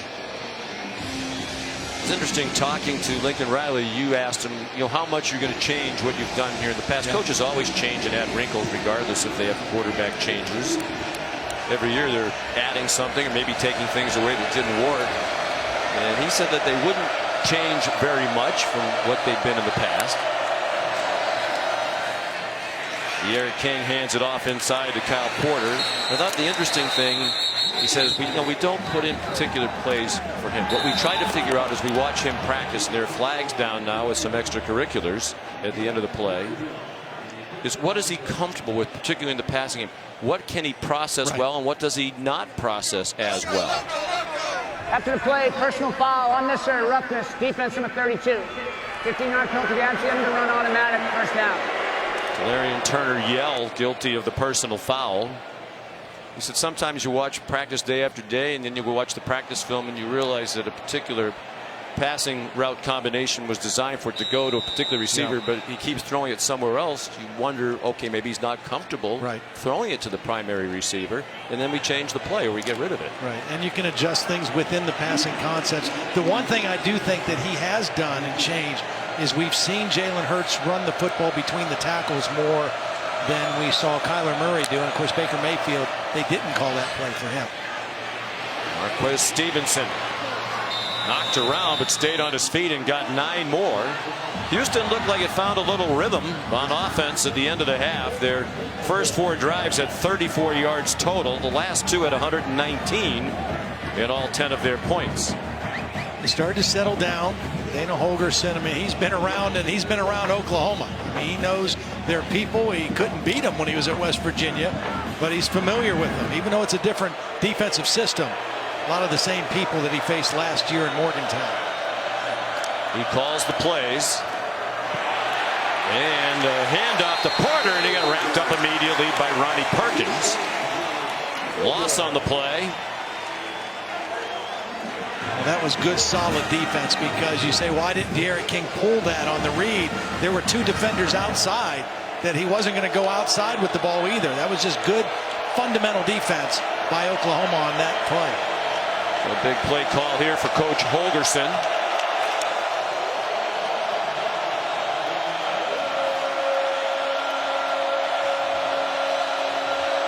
Rare short yardage formation for Houston. Usually they spread you out, and it looked like the left guard flinched. Yeah, Houston was trying to go with a longer count to draw the penalty, and they jumped themselves. Ball start. Offense, number 65. 5-yard penalty. 3rd down. Gio Pancotti, a newcomer. Played in 3 games last year at Texas Tech before he transferred to Houston. They brought in a couple of transfer guards. Justin Murphy, number 72, has played at Texas Tech and UCLA. They needed bodies on this offensive line. And Conti and Murphy once together at Texas Tech.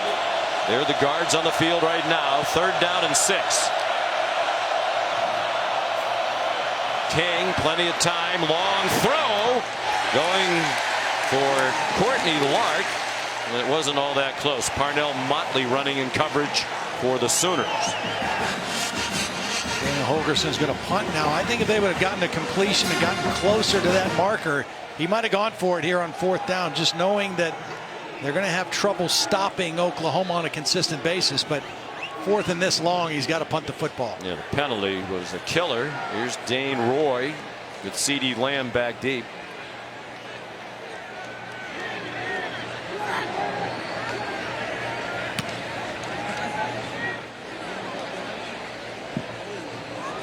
Lands near the near sideline and is downed at the 16-yard line by Cole McGowan. Here's Holly Rowe.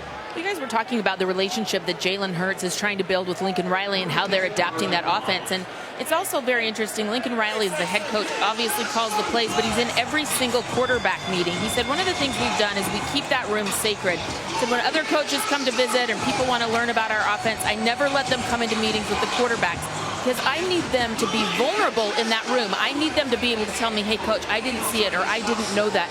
He's like, I don't want guys to tell me what they think I want to hear. I need them to be very vulnerable, and that's why he keeps that room very private so that trust begins to build. Yeah, that's important, because the quarterback's got to tell a guy, I don't like this play either. And that's when a coach gets rid of it. That's part of the process we're talking about. Here's Kennedy Brooks. Cross midfield and wrestled down from behind by Javarius Owens, the safety in his first game at Houston, who's had a busy night. 39 yards on the run for Kennedy Brooks. Yeah, and Kennedy Brooks has had a pretty quiet night. Watch Creed Humphrey gets a block. He turns his man right in the hole. The right guard, Tyrese Robinson, with a nice block, number 52. And again, just the combination from a running standpoint of Kennedy Brooks, Trey Sermon, and Jalen Hurts. Wow. You mentioned their running game underrated. They led the nation in yards per rush last season, 6.57. They're over 11 yards per rush tonight. Here's Brooks again. And he sidestepped the hit, got more yardage. He was a big reason why they had that nation leading average last year. He averaged 8.87 yards per carry last season, 2nd in school history. There's a flag down on the play. Only the great Greg Pruitt back in 1971 had a better rushing average per carry in a season. Personal foul. Offense number 54. Walking player out of bounds. 15-yard penalty. 1st down. Marquise Hayes, the new left guard. Well, that's Bill Bedenbaugh, the offensive line coach, giving him a little piece of his mind. Just, you got a great drive going. You're mauling them up front. We don't need that penalty, blocking out of bounds. We talked about the relationships and the connections between these two coaching staffs. Bedenbaugh has a history, goes back a long way with the Dana Holgerson, Hal Mumme, Mike Leach connection. Demarion Williams, the injured player. Well, the national championship trophy presented by Dr. Pepper here in Norman, Oklahoma tonight.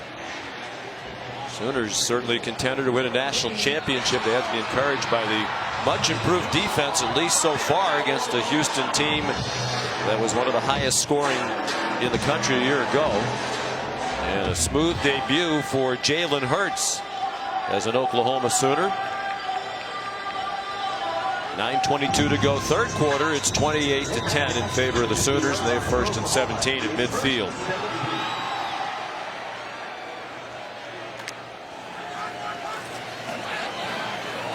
Hurts dumped it off. Michael Jones stacked up at the Houston 45, still well short of the first down. Todd, I know you admire Bill Bedenbaugh, one of the great offensive line coaches in the country. Talked about the connections. This air raid offense goes back to Iowa Wesleyan under Hal Mumme, and Bedenbaugh was the first center on that team. That's right. And Mike Leach was the offensive line coach at that time. Bedenbaugh was a backup center. The starting center got homesick and decided to quit school. He became the starter, and that was the first year in 1991 when the air raid offense was introduced. Dana Holgerson played wide receiver at Iowa Wesleyan. Here's Jaden Hazelwood, the highly touted freshman, living up to his press clippings. He nearly scored a touchdown. He gives the Sooners a 1st and goal. Well, first of all, he does a great job of running his route and turning his numbers to the quarterback. And then this is what Lincoln Riley told us about this kid. Very physical guy. Breaking tackles, running through arm tackles, and turning a moderate gain into a good gain, a long gain. Good view of it from the progressive pylon cam.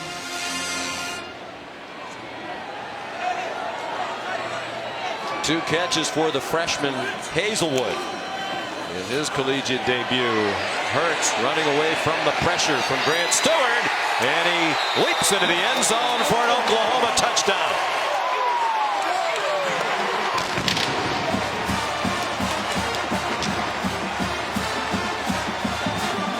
Yeah, I'm just not sure you can script it any better for Jalen Hurts. He's finding different receivers. Receivers covered. He knows he can run the football in. And this Oklahoma offense under his direction, clicking. 543 yards already in the football game. And we've got just under 8 minutes left in the third quarter. Well, they've scored 5 touchdowns. He's been involved with all 5. The extra point up and good by Callum Sutherland.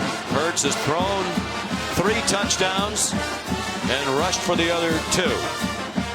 18 out of 21 passing for 291 and 3 touchdowns. 13 carries, 136 yards. That's 10.5 per rush and 2 touchdowns.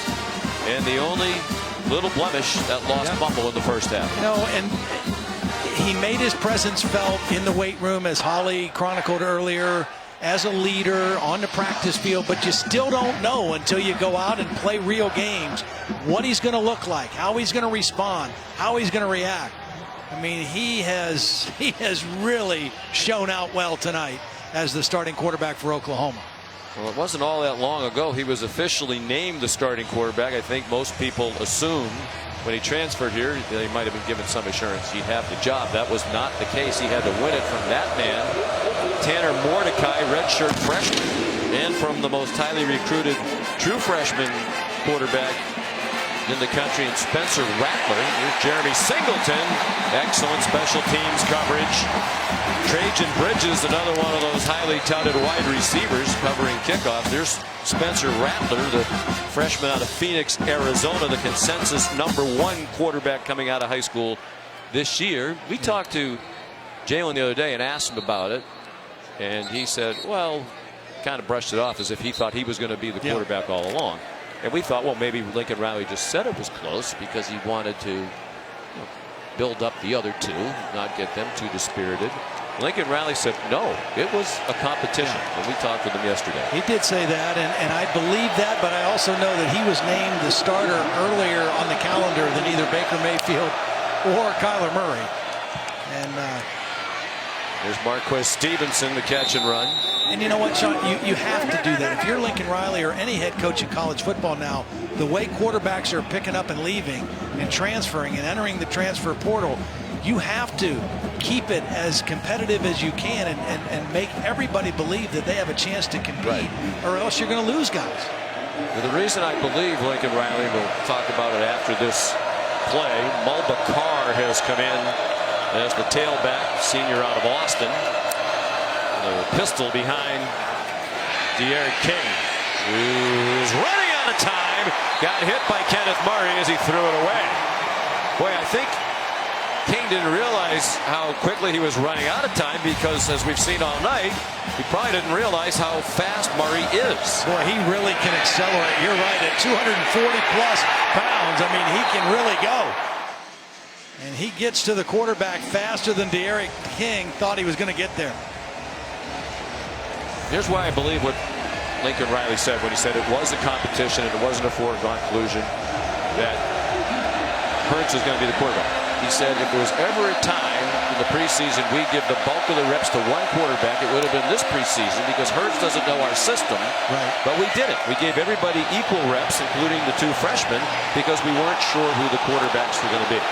Long pass intended for Keith Corbin, and there is a flag down for pass interference against Pat Fields. Now Lincoln Riley is asking, saying that he thought the pass was uncatchable. Defense number 10, 15-yard penalty automatic, first down. The problem was Pat Fields was in good position. They were in good position on coverage, but De'Aaron King threw this ball back over the other shoulder. And as Corbin tried to adjust, there you see the grab of the jersey. It wasn't much, but it was the result of the ball being thrown to the other side and Corbin adjusting to the football. That's a penalty that Lincoln Riley doesn't like, and it's a gift for the Houston Cougars. Midway through the third quarter, here's Mulba Carr, spun forward by Ryan Jones, the tackler. Gain of 6 on first down for Houston.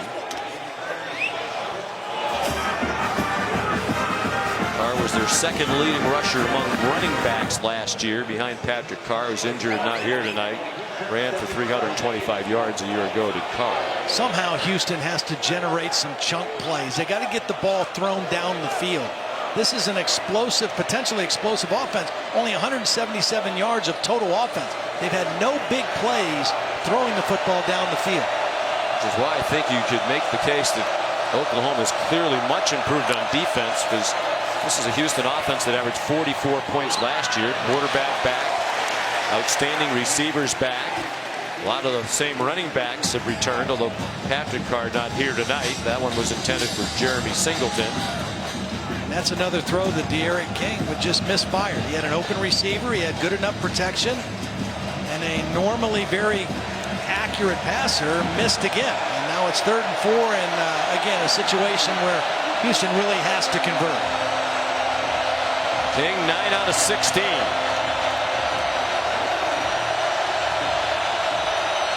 They're 1 out of 7 on 3rd down. This is 3rd and 4. Their own 41. First down. The tight end, Christian Trahan.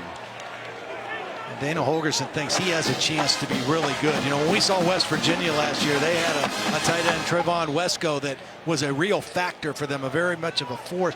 He's bigger than Trahan is at this point, but Dana thinks he can become a really good player. And it was a nice job by De'Aaron King climbing up in the pocket and just staying in there and keeping his eyes downfield.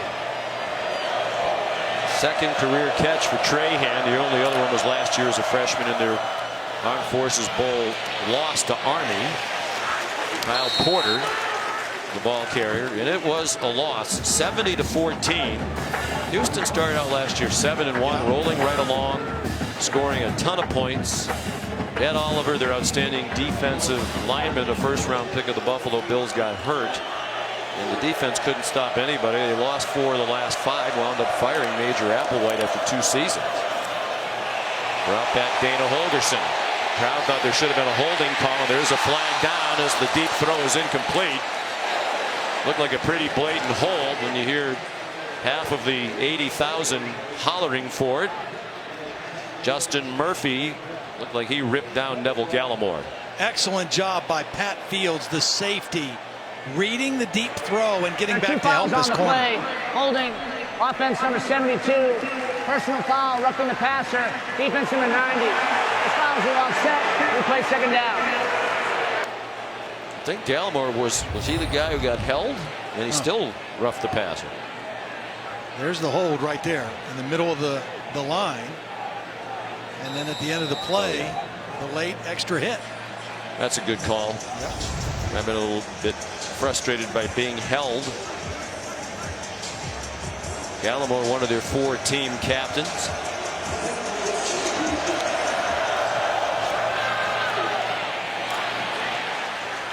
Kyle Porter up the middle to the Oklahoma 44. Here's Holly. Well, Neville Gallimore showing you some of his mean side there. It's actually his mean side that got him started in football. He is from Ontario in Canada, where it's not a real sport all the time for college football. But his family was a big basketball family. He said, I'd go to the park and play basketball, and I would get in trouble for hitting everybody. And then I'd look over there and see guys on the grass playing football, and they wouldn't get in trouble for hitting anybody. So I was like, I want to be in that sport. So he has finally found a home. He doesn't get in trouble for hitting people, except for just that moment. He's a good player. 3rd down and 3. They fake the run. Marquez Stevenson the catch. 1st down. Now Todd, and we can ask Holly this as well if she wants to chime in. In preparing for the game, I read a note about Neville Gallimore. He's the first Canadian to play in the U.S. Army All-American game. How is it an All-American game if you have a Canadian? Not that we're all about inclusion, but North American. It's an oxymoron, but it's the U.S. Army All-American game. I guess it could be North American. I guess you're right. Yeah, Canada is part of North America. But it doesn't say the All-North American game. He was very highly recruited out of St. Catharines, Ontario, near Niagara Falls. Only 30 offers. He chose Oklahoma over Ohio State and Florida State primarily. Deep throw, De'Aaron King. Stevenson trying to run under it. It's incomplete. And there's a penalty there. I mean, just totally unnecessary by Pat Fields. He had the pass interference that extended the drive earlier. And that, I mean, the ball's thrown out of bounds. It's a bad throw by De'Aaron King because Stevenson was open. And he overthrows him out of bounds. And personal foul, unnecessary roughness, the late hit. Defense number 10. 15-yard penalty, automatic. 1st down. Now my question would be, did Stevenson did they almost go after each other and collide? Maybe because Stevenson went down, it looked worse on his end. But he sort of turns toward Fields right there, doesn't he? I don't think so. You don't think so? No. Bill Lamagna doesn't think so either. He's an experienced back judge. As Patrick Fields just came off the sideline there, Alex Grinch didn't yell at him, didn't get in his face, didn't get upset. All he said was, that makes no sense. Send him to the back of the bench. You're extending drives. You've got control of the game, and you're inviting a team to stay in it with you. That's the problem here. You're Marcus Stripling, the freshman from Houston, Texas. Nice play, tackling Mo Bakar for a 1-yard gain. You're already fighting all the perceptions about your defense if you're Oklahoma, and you've done a lot of really good things tonight to build on, but you just can't afford to do things to hurt your own cause. That Fields has a couple times on this drive. And if Fields offers an explanation, well, Stevenson came at me too. Alex Grinch does say no excuses. That's one of his mottos he's preached for the whole time he's been here. Mo Bakar inside the 10. Mo Bakar's giving him a little bit of power running. He's not fancy. He's just running north and south. Really good blocking at the point of attack that time. And you got to account for Kenneth Murray, and they were able to take him out of the play and get the 1st down. 12th play of the drive. They stick with Mo Bakar, and he has a touchdown for the Houston Cougars. Senior from Austin, Texas. His 8th career touchdown, all of them rushing. See, this time, here's Ken. Here's Murray, he's right there. You just run inside of him. Let him rush up the field. Take him out of the middle of the field. The center, Braylon Jones, with a nice block on the middle linebacker that was left. And Houston takes advantage of the penalties and turns it into a touchdown. Dalton Witherspoon on for the extra point. Out of the hold of Dane Roy, the punter, and the kick is good. A costly penalty on Fields. Lack of discipline on that drive defensively for the Oklahoma Sooners. Mulvacar, originally from Liberia, became a U.S. citizen a couple of years ago.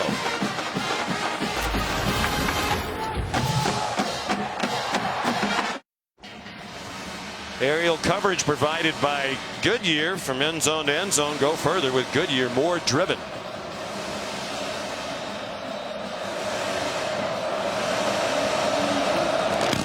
Witherspoon kicks off for Houston down to the goal line to Trey Brown.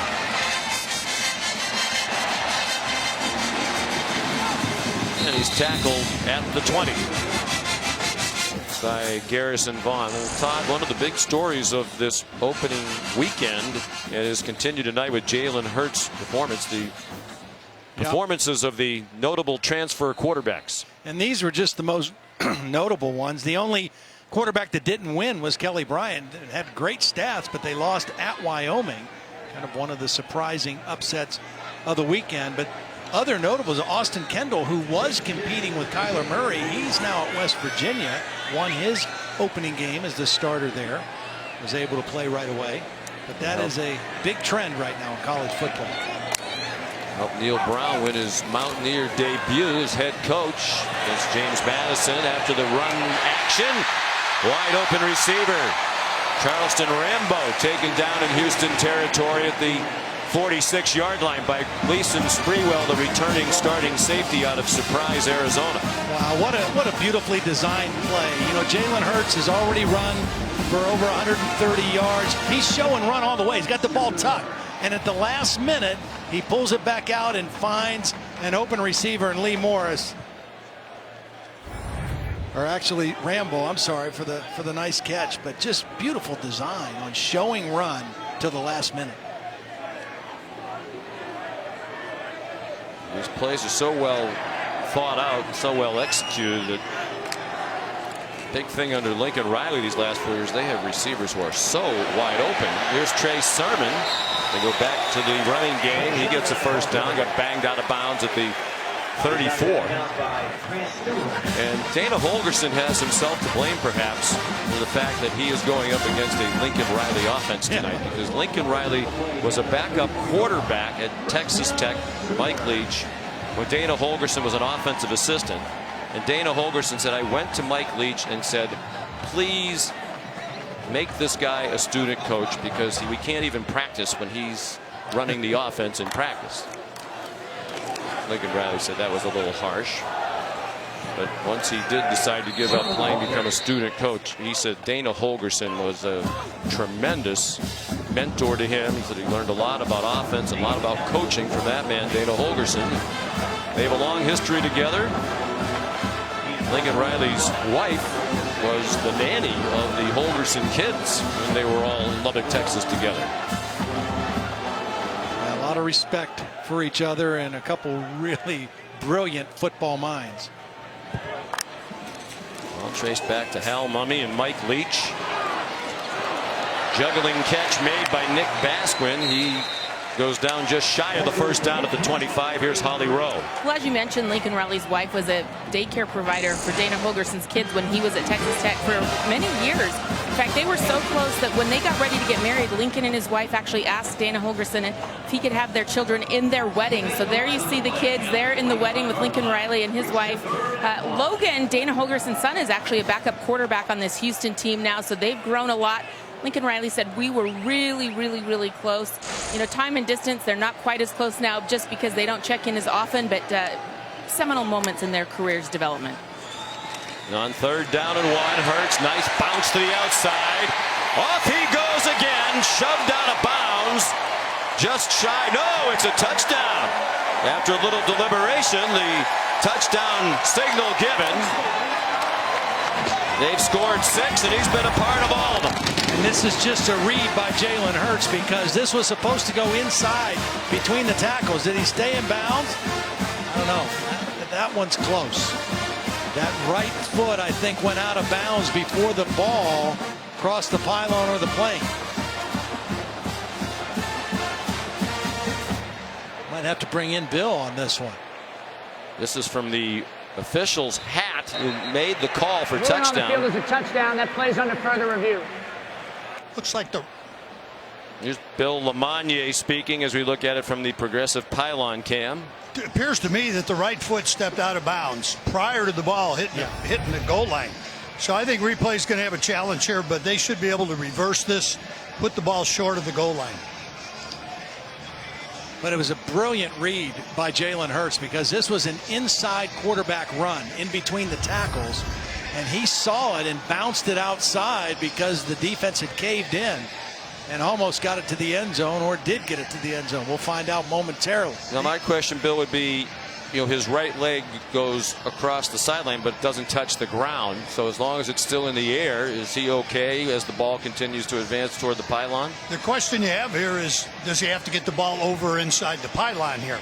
If that ball breaks the plane, he's a runner, and it breaks the plane, he'll get the goal line extended.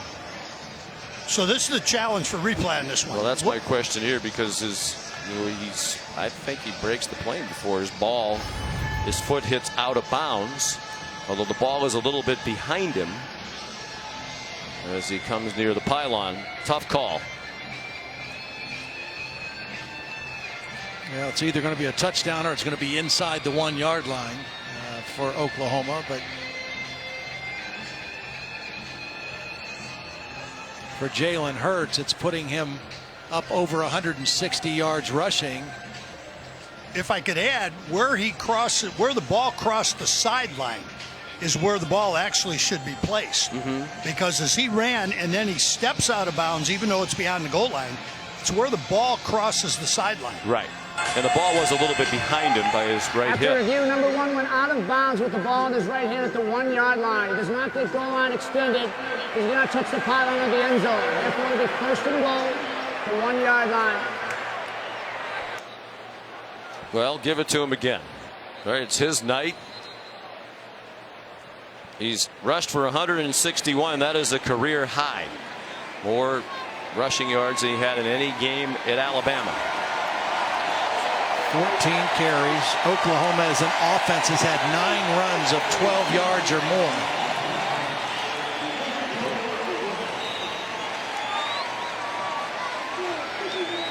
His career high rushing at Alabama was 154. 2017 against Fresno State. Looked like he juggled the snap. Still uses that incredibly strong lower body to power to the end zone for a touchdown. Terrence Edgeston, the linebacker for Houston, saying, wait a minute, he didn't get in there. So it's a different number 1 playing quarterback than he had last year. You're not going to call Kyler Murray on a quarterback sneak like that. But at 220 pounds, I mean, Jalen Hurts is just going to get in there and keep his legs, those powerful legs, driving. Gets a little push from behind, I think, Sermon. And it just find a crease and just keep driving. Those squats that we saw probably have something to do with his ability to power forward like that. They are checking to make sure it was a touchdown. Ruling on the field is a touchdown. We'll extend the quarter and try. 3 rushing touchdowns, 3 passing touchdowns for Jalen Hurts. And here's Callum Sutherland for the extra point.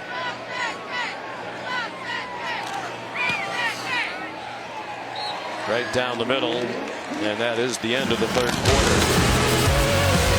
Oklahoma leading Houston 42-17. ESPN's presentation of college football on ABC will return after this message and a word from our ABC stations.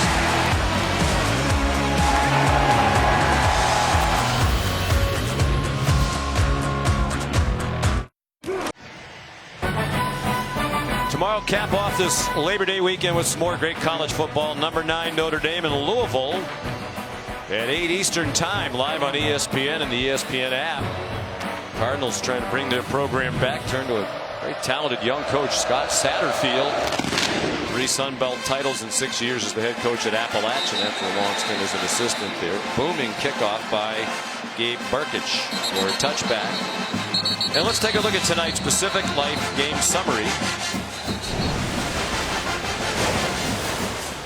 It's brought to you by Pacific Life.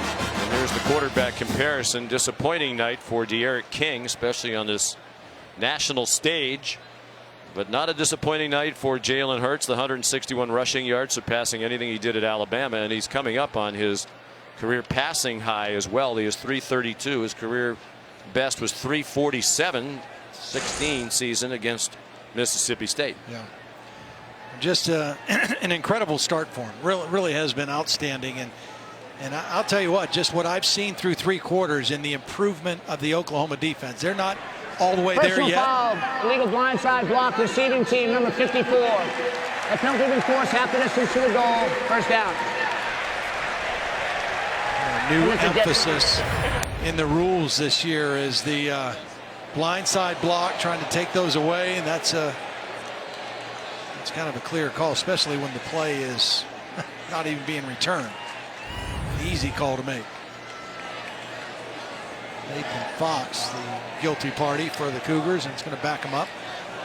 But I was going to say, Sean, I think what I've seen of the Oklahoma defense under Alex Grinch tonight, and they still have work to do and continue to improve, but they are positioned better to make a serious run at the national championship this year than either of the last 2 years because of that. Jalen Hurts may not win the Heisman, may not be the first guy picked in the draft, but they can win the championship with this team, I think, much easier. A lob ahead to Christian Trahan from De'Aaron King. Sean White the tackle, but it's good for a first down at the 30. Holly. Well, speaking of Alex Grinch, after that last Houston score that was extended by those penalties from Oklahoma, he called the whole defense together over here and read them the riot act. He said, you guys aren't playing well enough to be out here with that extra stuff showing off. He wants them to knock it off and finish this game. He said, finish, finish, finish. His speech was so impassioned, the fans behind the Oklahoma bench got up and stood up and cheered. Mulbacar finds some running room. Houston scored on his last possession. There were 30 yards in Oklahoma penalties to help them along the way. Carr's been a force after not playing very much early in the game. That one's good for a first down to the Oklahoma 49. Yeah, Carr's giving him a nice boost, and he doesn't mess around. He gets those shoulders north and south and runs downhill, and he's got some power behind his pads. One of the several reasons after watching this, Todd, I do believe the Oklahoma defense is definitely better. They came back with just about the same defensive team, which would make you a pessimist if you were an Oklahoma fan who watched a lot of these same guys struggle last year. And this is a Houston offense that was 5th in the nation in scoring last year. Brings back the quarterback, the wide receivers, a lot of the running backs. It's going to be a very good Houston offensive team. Yeah, they'll be really tough to deal with in their conference. They've got a tough schedule. They play their first 4 games in a span of 18 days. And this is the toughest on the slate. But I agree. I don't think that Oklahoma's defense is a dominant defense and may never be this year. And they haven't forced a turnover yet, which is a big emphasis with Alex Grinch. But they are more disciplined and they are more sound than I saw them at any point last year when we covered the Sooners.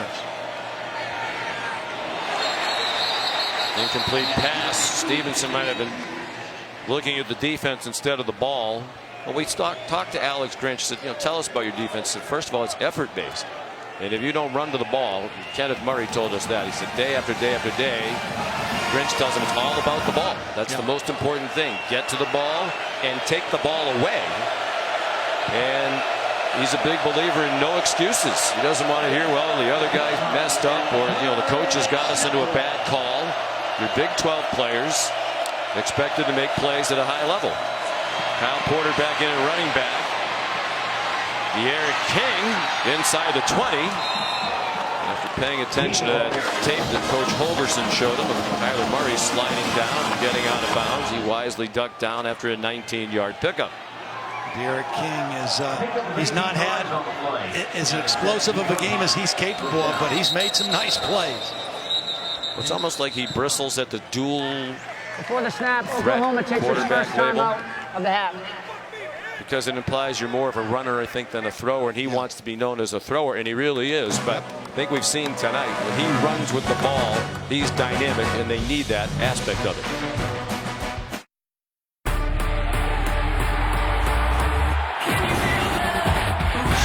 There's a new culture in College Station. Trevor Lawrence looks like a generational talent. We're back. We fight like tigers. Can you feel it? Great doubleheader next Saturday.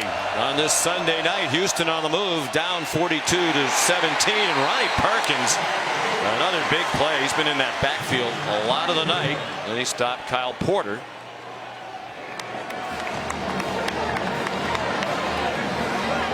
Oklahoma leading 42-17 in Jalen Hurts' debut. He is co-starred with Alex Grinch's defense. Hurts 20 out of 23 passing for 332 and 3 touchdowns. He's rushed for 161, nearly 11 yards per carry and 3 touchdowns. Derek King takes off running inside the 5 and taken down by Jordan Parker, who saved a touchdown. See, the problem for Oklahoma with these scrambles is they're playing man coverage. And when you play man coverage in the red zone and receivers are running crossing routes, you leave open lanes to run. So if you don't get home, if you bring an extra rusher and you don't get to the quarterback, there's a lot of green grass in front of him because your second level defenders are running in man coverage.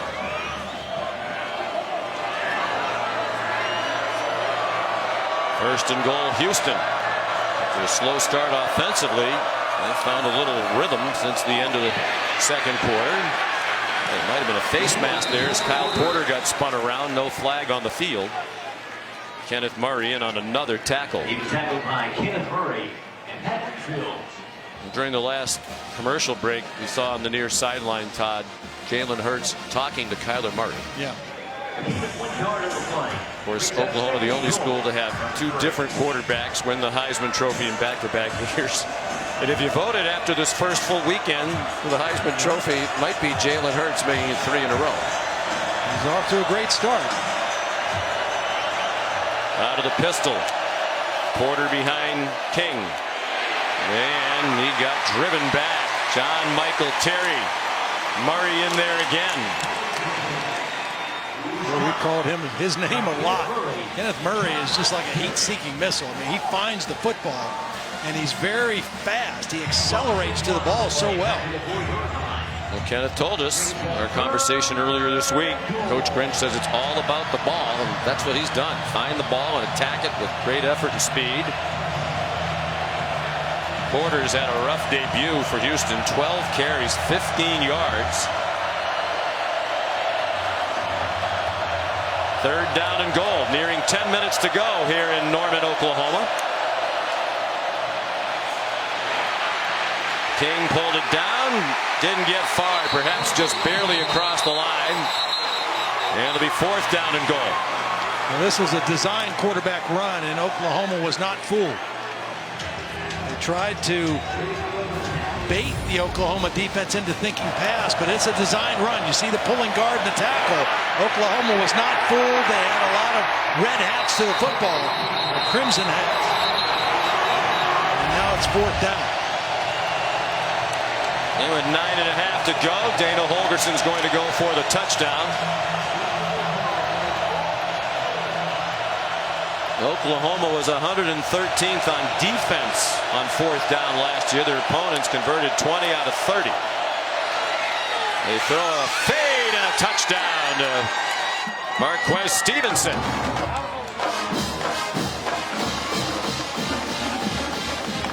They ran the same run action.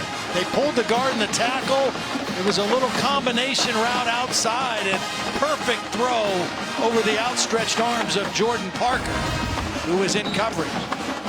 They showed run, the exact same run they ran on 3rd down, and and then got the nice switch route out there. Beautiful throw by King.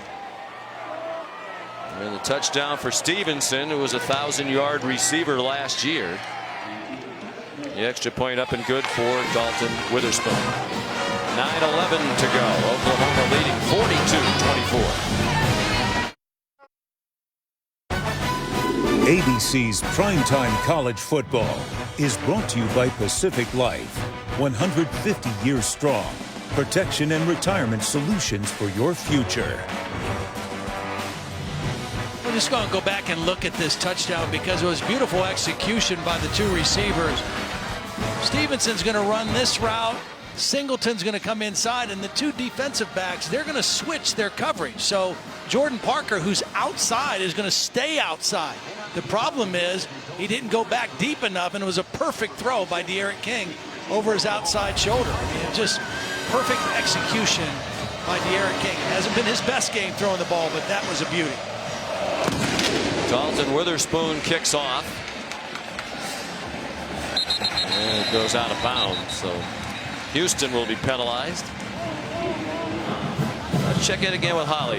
Well, I'm here with a very proud dad, I would assume. Adrian Hurts, your son Jalen with his debut today, and he's broken a couple records for the best debut in Sooner history. What were some of the emotions going through you as he took the field tonight?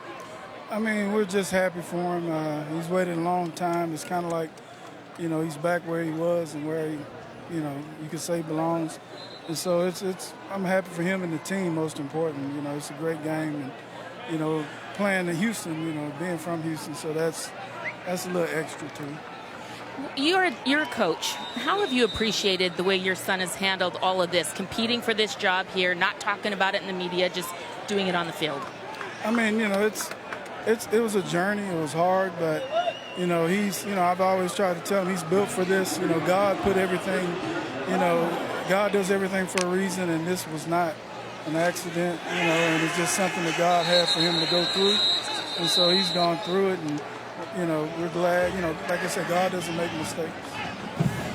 Your son tonight did such a tremendous job. At what point in this game did you start to kind of calm down or feel like, okay, things are going to be okay out here? Well, you know, being a senior, I've been through all of that, the crying and stuff from USC. We've been through that. Right now, he was ready to play. We talked, you know, before every game. He calls me before mine, and he called me before his, and we talked. And he was ready to play, and that's all, you know, I'm just ready to see it. So. Career high yards rushing for him tonight also. What do you think about that? You know, I mean, Coach Riley said it, and, you know, he said on something, you know, they kind of unleashed him. And so, you know, it's a good thing. But for me, it's, you know, the passing has been really well. You know, he missed one or two, but, you know, it's been a great game plan. So happy for the team, and Coach Riley did a great job. Thank you so much, Dad. I like it. The beast has been unleashed, huh? Thank you. Jalen, coached by his dad in high school.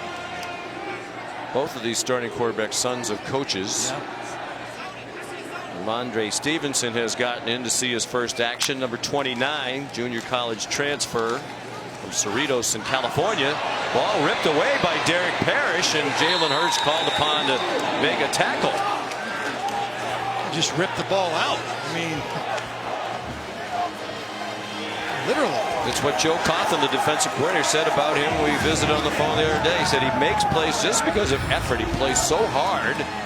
And look at him fight off the block and just rip it away from Ramondre Stevenson. And it looked like Stevenson was protecting the ball. He had both hands, both arms over the football. He wasn't carrying it loose. But the guy they call Scrappy got in there and ripped it out.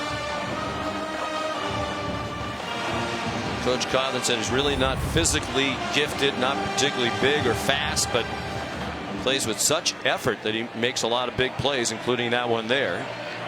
Another big challenge now for this new look Oklahoma defense, a sudden change situation. Can they come out and get a stop now? And we've been praising them all night, but as this game goes along, it's a little less impressive what they have accomplished. As Houston's last two drives, that plays under further review. Houston's last two drives have both gone 87 yards and 12 plays for touchdowns. Well, they go to review. Will make some money. 7:42 to go here in Norman, Oklahoma.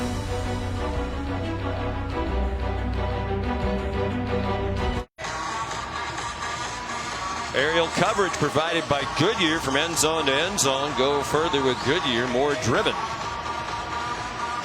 Fans did a good job tonight, Todd. You were noticing with the whiteout. They called for a whiteout, and they all came.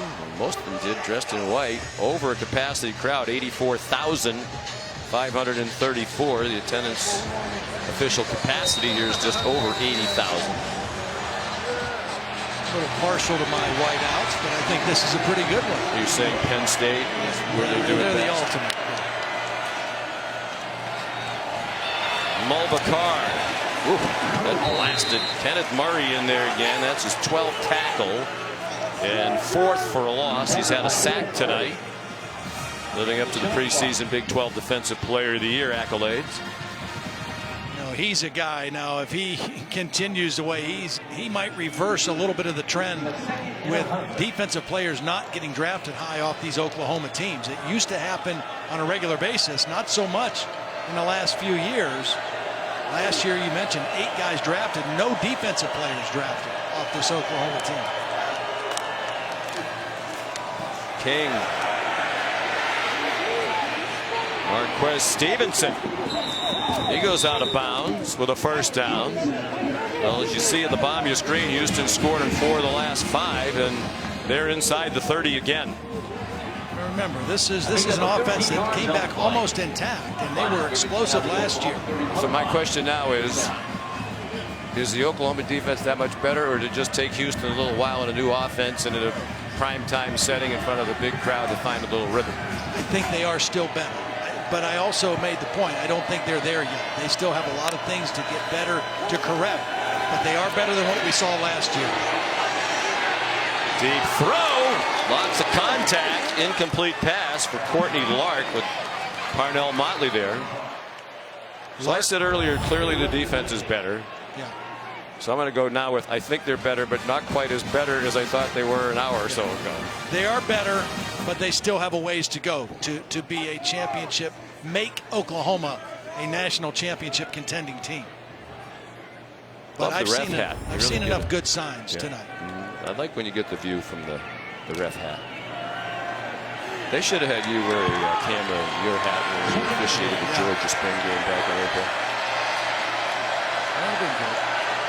Houston with a chance to make this a game. As much as it's felt like all night long they've been dominated, you think they might pick up the speed of the operation here between plays. And there doesn't seem to be a lot of urgency here. Now King is trying to get them over the ball. Dana Holgerson taking a while to communicate this play in. Wouldn't you say, Todd, this has to go faster? Yeah, well, it has to, because they're down 18. So yeah, absolutely it has to go faster. He's calling the plays, but they need to find a faster way to get it in than all the fly swatting over there. They come after King. He managed to get out of the pocket, but Kenneth Murray ran him down. You're not going to run away from him. He had 155 tackles last year, most by a Sooner since 2007. Curtis Lofton had 157. Houston takes its first time out of the hat. With 5:33 to go, and Oklahoma leading 42-24. Tomorrow, Labor Day, a baseball doubleheader for you on ESPN, starting at 1. Texas and the Yankees, and then at 4, the Houston Astros and the Milwaukee Brewers. Both games also streaming live on the ESPN app. Big day today for the Houston Astros. Justin Verlander, another resume enhancer on his way to the Hall of Fame. His 3rd career no-hitter. Did it today against the Toronto Blue Jays in Toronto. Struck out 14. Through a season high 120 pitches. 4th down and 3. Houston after the timeout trying to throw a bubble screen, and it's incomplete. And Oklahoma will take over on downs, intended for Jeremy Singleton. So the Sooners hold. Great inside pressure. Neville Gallimore, we talked about, he's got to have a big year for this team. He dropped 30 pounds coming into this season. and he got quick pressure and forced a bad throw by De'Aaron King on that one. I know you're a big baseball guy. Yes. All of America saw you yawning at the College World Series on national TV. But you are a big baseball guy. Yes. I knew you were going to get me back at some point. Have you ever? Yes, I had to. After the Xfinity Skycam comes with no play-by-play. Here's Tanner Mordecai now in relief of Jalen Hurts, who's had an historic debut as an Oklahoma Sooner. Mordecai, edged by Hurts to be the starting quarterback, starts with a handoff to Trey Sermon. So let's put the capper on the night for Jalen Hurts. He set the Oklahoma record for total offense by a player in his Sooners debut. 508 total yards of offense. The record for a Sooner in his debut was Baker Mayfield, 396. So he shattered that record. That was against Akron in 2015. And Jalen is also the second Sooner to throw for at least 300 yards and rush for 100 or more in the same game. The other person who's done it as a Sooner, Kyler Murray, and he did it twice last year on his way to the Heisman. Sermon weaves across the 30. Well, we thought we would see Jalen Hurts run the football more in this offense. 16 carries, 176 yards. Some of them were, you know, just him improvising and making a play. Several were by design. And then he threw the ball, and I agree with what his dad said. His passing looked really good tonight. He looked comfortable in the pocket. He found secondary receivers. He hit lots of different guys, which tells me his vision was good tonight.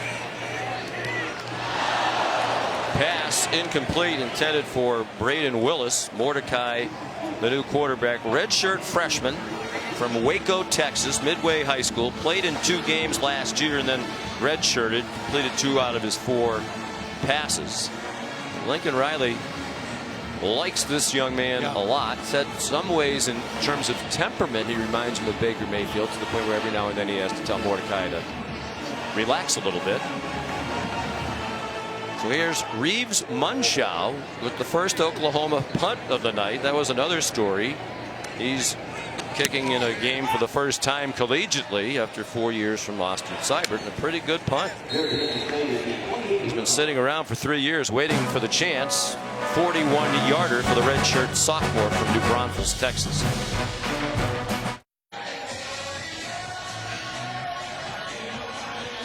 We're back in Norman, Oklahoma, and this is the beginning, Todd, of a difficult opening to the season for the Houston Cougars. Yeah, I mean, 4 games in 18 days, and really of all of them, Washington State, of course, Mike Leach, but this is the one that's going to be the toughest, because right after playing Washington State on a Thursday night, they play at Tulane, and you know, that's a conference game, and so for them to kind of get on the right start conference-wise, that game on a short rest is going to be tough. De'Aaron King pulls it down. Deep throw. Is he in bounds? Tremendous Corbin, yes, the catch. And I don't see anybody on the Oklahoma sideline arguing. Toe tapping on the sideline. I don't know. I don't think his feet were down. I think we've had enough replay reviews for tonight. Crowd wanted to stop it. They don't get it. Yes, they did. No, they did. Got it. I wonder if Lincoln Riley challenged that. Ruling on the field well out of the field. Catch. That plays under further review. And it was a wonderful effort by Corbin, but I think his feet were off the ground when he caught the football.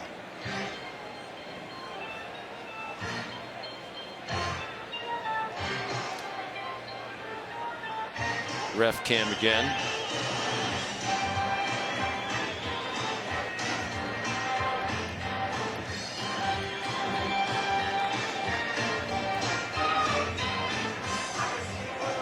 Bill Lamagnier, what say you? I see a foot dragging the ground.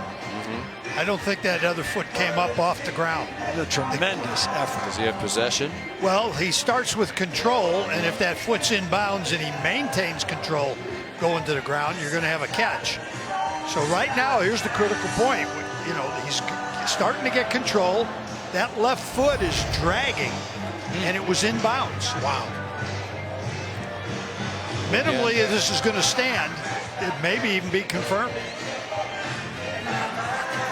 Officials from the American on the field and Big 12 replay in the booth. That will not happen after the beginning of next season. Right. It will all be from the same conference.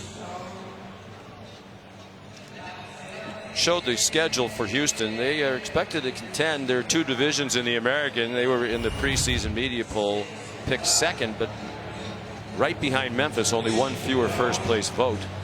A lot of good football teams. We saw Cincinnati the other night beat UCLA. Obviously, we know what UCF can do and has done in recent years. Memphis and Houston. Yeah, Memphis with an upset of an SEC team, beat Ole Miss in week 1, 15-10. Here comes the critical decision. After further review, the ruling on the field will stand. It'll be a first down to Houston. Well, I think the kid deserves that after that effort. That was If an in doubt, incredible effort. you make a play like that, give it to him. Play on. Keith Corbin, senior from Beaumont. Had 10 touchdown receptions last year. After he didn't have any in his first 2 years combined. You know, the other thing that's happening here, we know and we talked about, Dana Holgorsen is a really good coach. The Eric King's a really good quarterback. This is his first game with this team. Half of his assistant coaches, this is his first game with them. So it's taken them a while offensively to kind of get their feet on the ground. Mulbacar, boy, he's been a revelation here in the second half. He got banged down by Nick Benito. And when we talked to Dana about how do you think your team's doing with your new system and also a new defensive system that they had to learn, he said, I think they're doing very well, but you really learn about everybody when you play a real game. Yep. So this will be an opportunity to learn quite a bit. And as you said, not just the players, but he's kind of evaluating his own assistant coaches, half of whom he hasn't worked with, to find out what they're like on game day. I thought it was interesting, too, the comment that Lincoln Riley, the conversation we had with him yesterday, he made the comment, this isn't like high school where you have scrimmages or NFL where you have preseason games. You just go out and play your first game, and that's it. And he said he would really be in favor of joint practices with another team or two. Or a preseason game. Yeah, or a preseason game. And I think most college coaches would be in favor of something like that. 3:07 to go. Houston still down by 3 scores. Here's Kyle Porter finally finding some running room, and a lot of it. He's down to the 11-yard line. Jaden Davis, a true freshman out of Fort Lauderdale and Under Armour All-American in high school last year at St. Thomas Aquinas, made the tackle for the Sooners. Bonito, the defensive end, the rush defensive end, just came too far inside. Lobbed up and incomplete. Intended for Courtney Lark. With Jaden Davis, that freshman, in coverage again. Their incoming recruiting class that includes Jaden Davis, ranked number 4 by ESPN's recruiting experts. That's 3 straight years with a top 10 recruiting class for Oklahoma. Recruiting very well under Lincoln Riley. Porter again. Slides down, lost the ball. It looked like he had hit the ground, and they are going to blow it dead just inside the 5. Going on the field, the runner was down before the ball became loose. It'll be third down.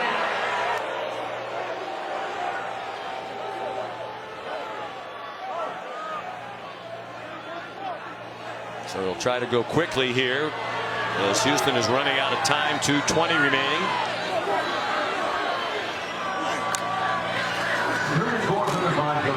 Play fake by De'Aaron King, and he scores a touchdown for the Houston Cougars. You were talking about Jaden Davis, the young corner. The young corner kind of got fooled on this play. You're going to see him out here. He's going to get tied up with a wide receiver and lose sight of De'Aaron King. Not going to know where the football is. Right there he is. He's getting blocked, actually getting held a little bit by Trahan, the tight end. But he's got to stay outside. And on a couple of these runs by Houston, we've seen them lose that edge in defense. And again, that's getting back to the discipline. Over 100 yards rushing is De'Aaron King. Both starting quarterbacks ran for 100 plus. Dalton Witherspoon, the extra point. Sean McDonough, Todd Blackledge, Holly Rowe, our producer Phil Dean, our director Scott Johnson, our terrific crew. You know what's amazing? We have every member of the technical crew back from a year ago. That says a lot Number about 11 of the receiving team has switched to number 13. That's number 11 of the receiving team. Oklahoma has switched to number 13. Another important bulletin. But that says a lot about the leadership of Phil Dean and Scott Johnson. I'm surprised because they're really not that easy to work with. But nonetheless, the crew comes back. Here's an onside kick attempt. An onside kick. Lamb and a couple other Sooners indicating that they have it. Look like they did, and they do. I think if you're both teams and both head coaches, you've got a lot of really good things to take away from this game. If you're Dana Holgorsen, your team came back in the second half and competed. Your offense settled down. You still got problems defensively. If you're Lincoln Riley, you're thrilled with what Jalen Hurts did. The ball was recovered by the receiving team. Offside, kicking team. That 5-yard penalty will be added to the spot of the recovery. First down. And you're happy with a lot of the things that your defense did. They're still got a lot of work to do, a lot of room for improvement, but you're happy with a lot of the things they did. Yes. Stay tuned for the Ford wrap-up after the game, which is the rate this is passing by will be approximately a half an hour from now. What a night for Jalen Hurts. 508 total yards, 20 out of 23, passing for 332 and 3 touchdowns. He ran for 176 on 16 carries and ran for 3 touchdowns. Tanner Mordecai, his second series, gave it to Ramondre Stevenson. He was tackled by Gleason Sprewell. Houston's going to use another timeout.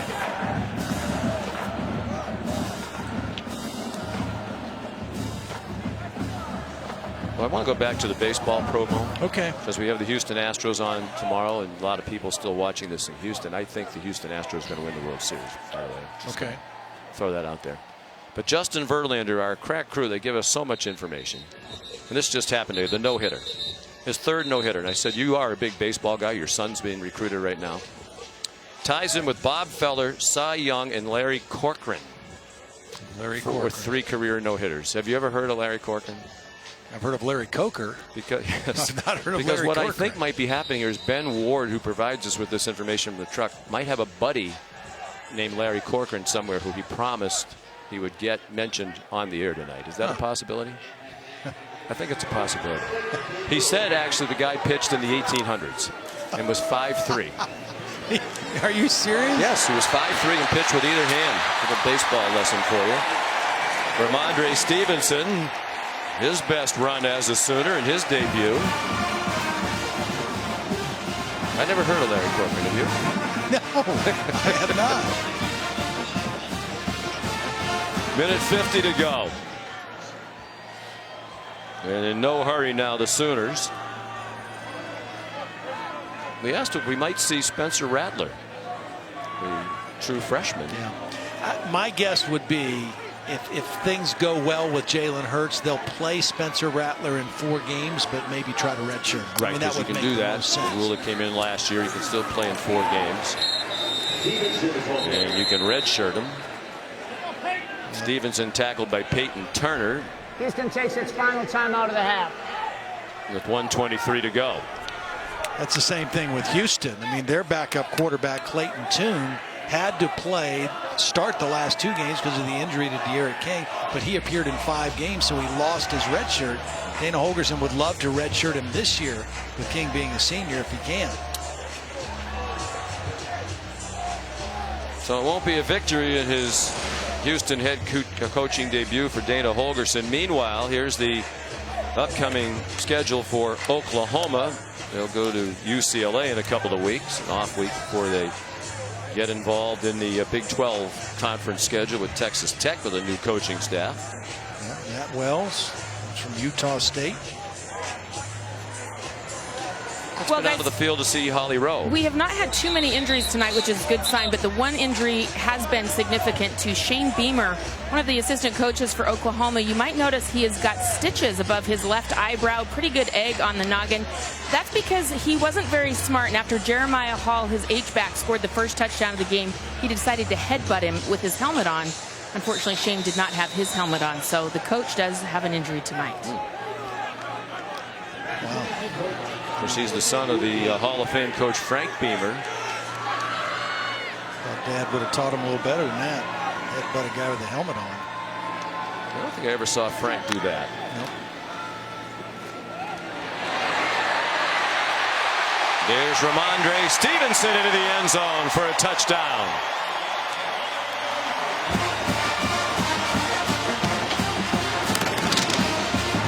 Really nice patience by Stevenson. He's going to get the ball and just find a lane and then cut up inside. Watch the patience on this run. Still the starting offensive line in the game. Creed Humphrey with a nice block at the center position. Left guard Marquise Hayes with a nice block. Stevenson had the fumble, or the ball ripped out of his hands his first carry, but he's made up for it here in the last part of the ball game. Coach Riley says he's their most powerful runner. 232 pounds. Callum Sutherland, the extra point. It's 49-31. Oklahoma picking up right where it left off, not just last season, but seasons prior to that. 686 yards of offense for Oklahoma since Lincoln Riley arrived at the start of the 2015 season as the offensive coordinator. They've played 55 games now with this one tonight, and they've topped 600 yards in offense 21 times. That's amazing. It really is. They're almost to 700. Probably won't get the ball back here to get over 700. They've done that 6 times since Lincoln Riley got here. Burkich, another touchback. So Oklahoma, Todd, going for its 5th straight Big 12 title. Texas thinks it's better. They were picked second in the Big 12. How do you see that one shaking out? Well, I think that's the main competition for Oklahoma. And Sam Ehlinger, I think that offense is going to be a really good offense, a powerful offense in the Big 12. Defensively, Texas lost a lot of players. Now, when we had them in the Big 12 championship, they did a good job against Oklahoma. They held them to 129 yards rushing, really slowed down the running game. They've got athletes to match Oklahoma, but Oklahoma is still clearly the team to beat in that league. Chandler Smith has come in at running back. Very popular player in the Houston program. A walk-on, just put on scholarship a couple of weeks ago. You can see not very big. They list him at 5'8" and 195, and both might be a little bit generous. From the 29. He was impressive in the preseason. Junior out of Spring, Texas. Under a minute to go. And they give Smith another carry. Chandler Smith on the carry. Very promising second half for Houston offensively. Dana Holgorsen, his first year back at Houston, first time as the head coach, and a lot of positive things to build on. Well, he was asked, well, why would you leave a Big 12 head coaching job, Power 5 conference in West Virginia, to go to Houston? And he feels like Houston has a chance to be great. And I think all the investment that they're making in athletics, not just football at Houston, I think the idea is that they would like to get into a Power 5 conference at some point, and they're certainly attractive. So many things going so well on their campus. Jalen Redmond made the tackle on Chandler Smith, and Houston will not snap it again. What a debut for Jalen Hurts. History making in his first outing as a Sooner. Lincoln Riley now 25-4 as a college head coach. Coach Hurts very proud. And Jalen's one of those young men, Tom, when you talk to him, you can tell he was raised right. Oh, yeah, as well. No doubt. And right on cue, here's Jalen with Holly. Well, Jalen, as you ran out of that tunnel for the first time as a Sooner tonight, what crossed your mind as you took the field? I think all week trying to tell everybody to kind of play to our standard, the standard that we set in practice, the standard we set for ourselves, and we just got to do a better job of it, I think. It's kind of sloppy at times, so we got to do better. As you scored your first touchdown and you started to hit some nice throws, how did you settle into this offense in your first time? We're just playing football. It's great surrounding cast around me. O-lineman did a great job. The receiver did a great job of getting open. We played good football at times, but it was not consistent enough.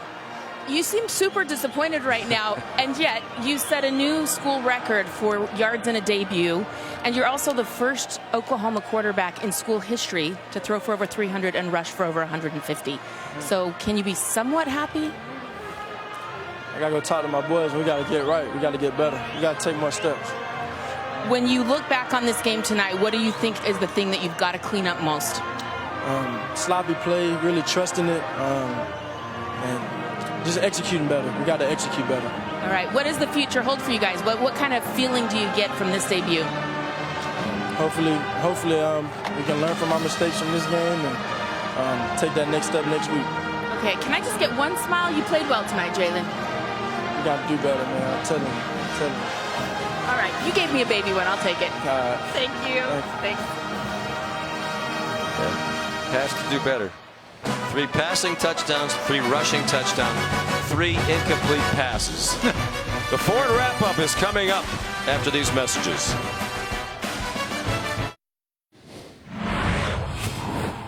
Welcome to the Ford wrap-up. Oklahoma victorious in its season opener, 49-31 over Houston. Let's head down to the field. Here's Holly with Coach Lincoln Riley. Well, Coach Riley, your quarterback Jalen Hurts had a good debut statistically, but he's not happy with his performance. How did you assess it? Yeah, we won. You know, we had some great moments where we really played all together as a team. Didn't finish the way we wanted to. A little sloppy there, certainly in the second half, the end of the third quarter there. So, typical first game. There's a lot of good. We're never going to get tired of winning. So that's always a great thing, but we certainly have a lot to improve on.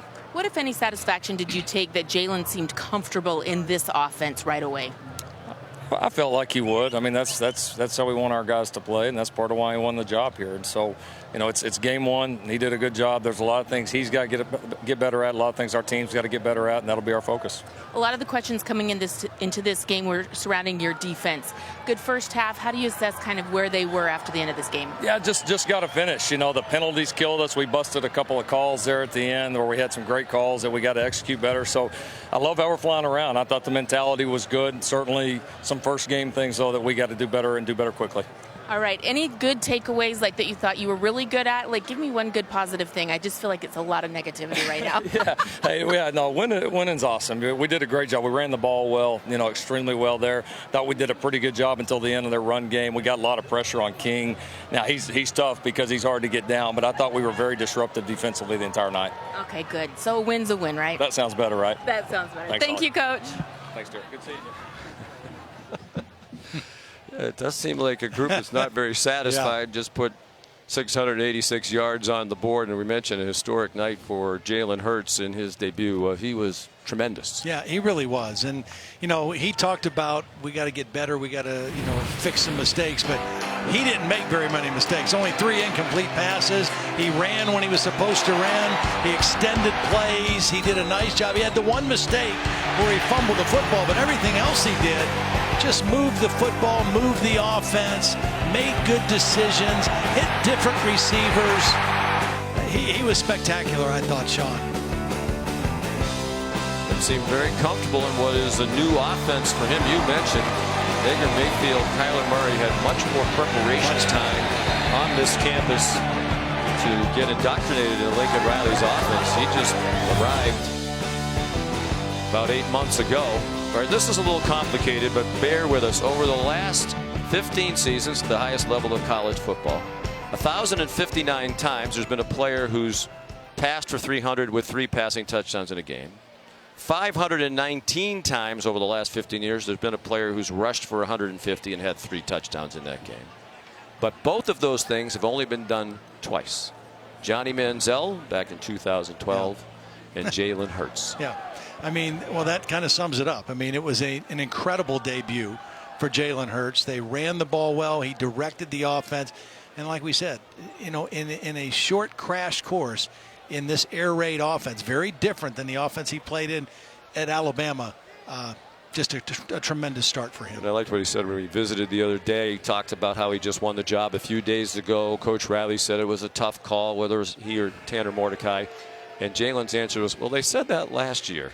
And what happened with Kyler Murray. So I think it's a similar kind of thing there. If there was any question about who the starting quarterback is going to be here, there is no longer. What a performance. You know, and he said over and over to us, I've seen it, him quoted as saying this ever since he's got here, I'm a different quarterback. I'm not the same quarterback as I was when I first started at Alabama. And I think he's right. I think he's a much better, more polished quarterback. And he said, I was built for this. This is why I came here. He took a big step forward on this first night. He sure did. An impressive win for the Oklahoma Sooners. 49-31, the final score here in Norman. You've been watching the Ford Wrap-Up, sponsored by the 2019 Ford Expedition Stealth Edition. Now for Holly Rowe. Todd Blackledge and our terrific crew, Sean McDonough saying so long from Norman, Oklahoma.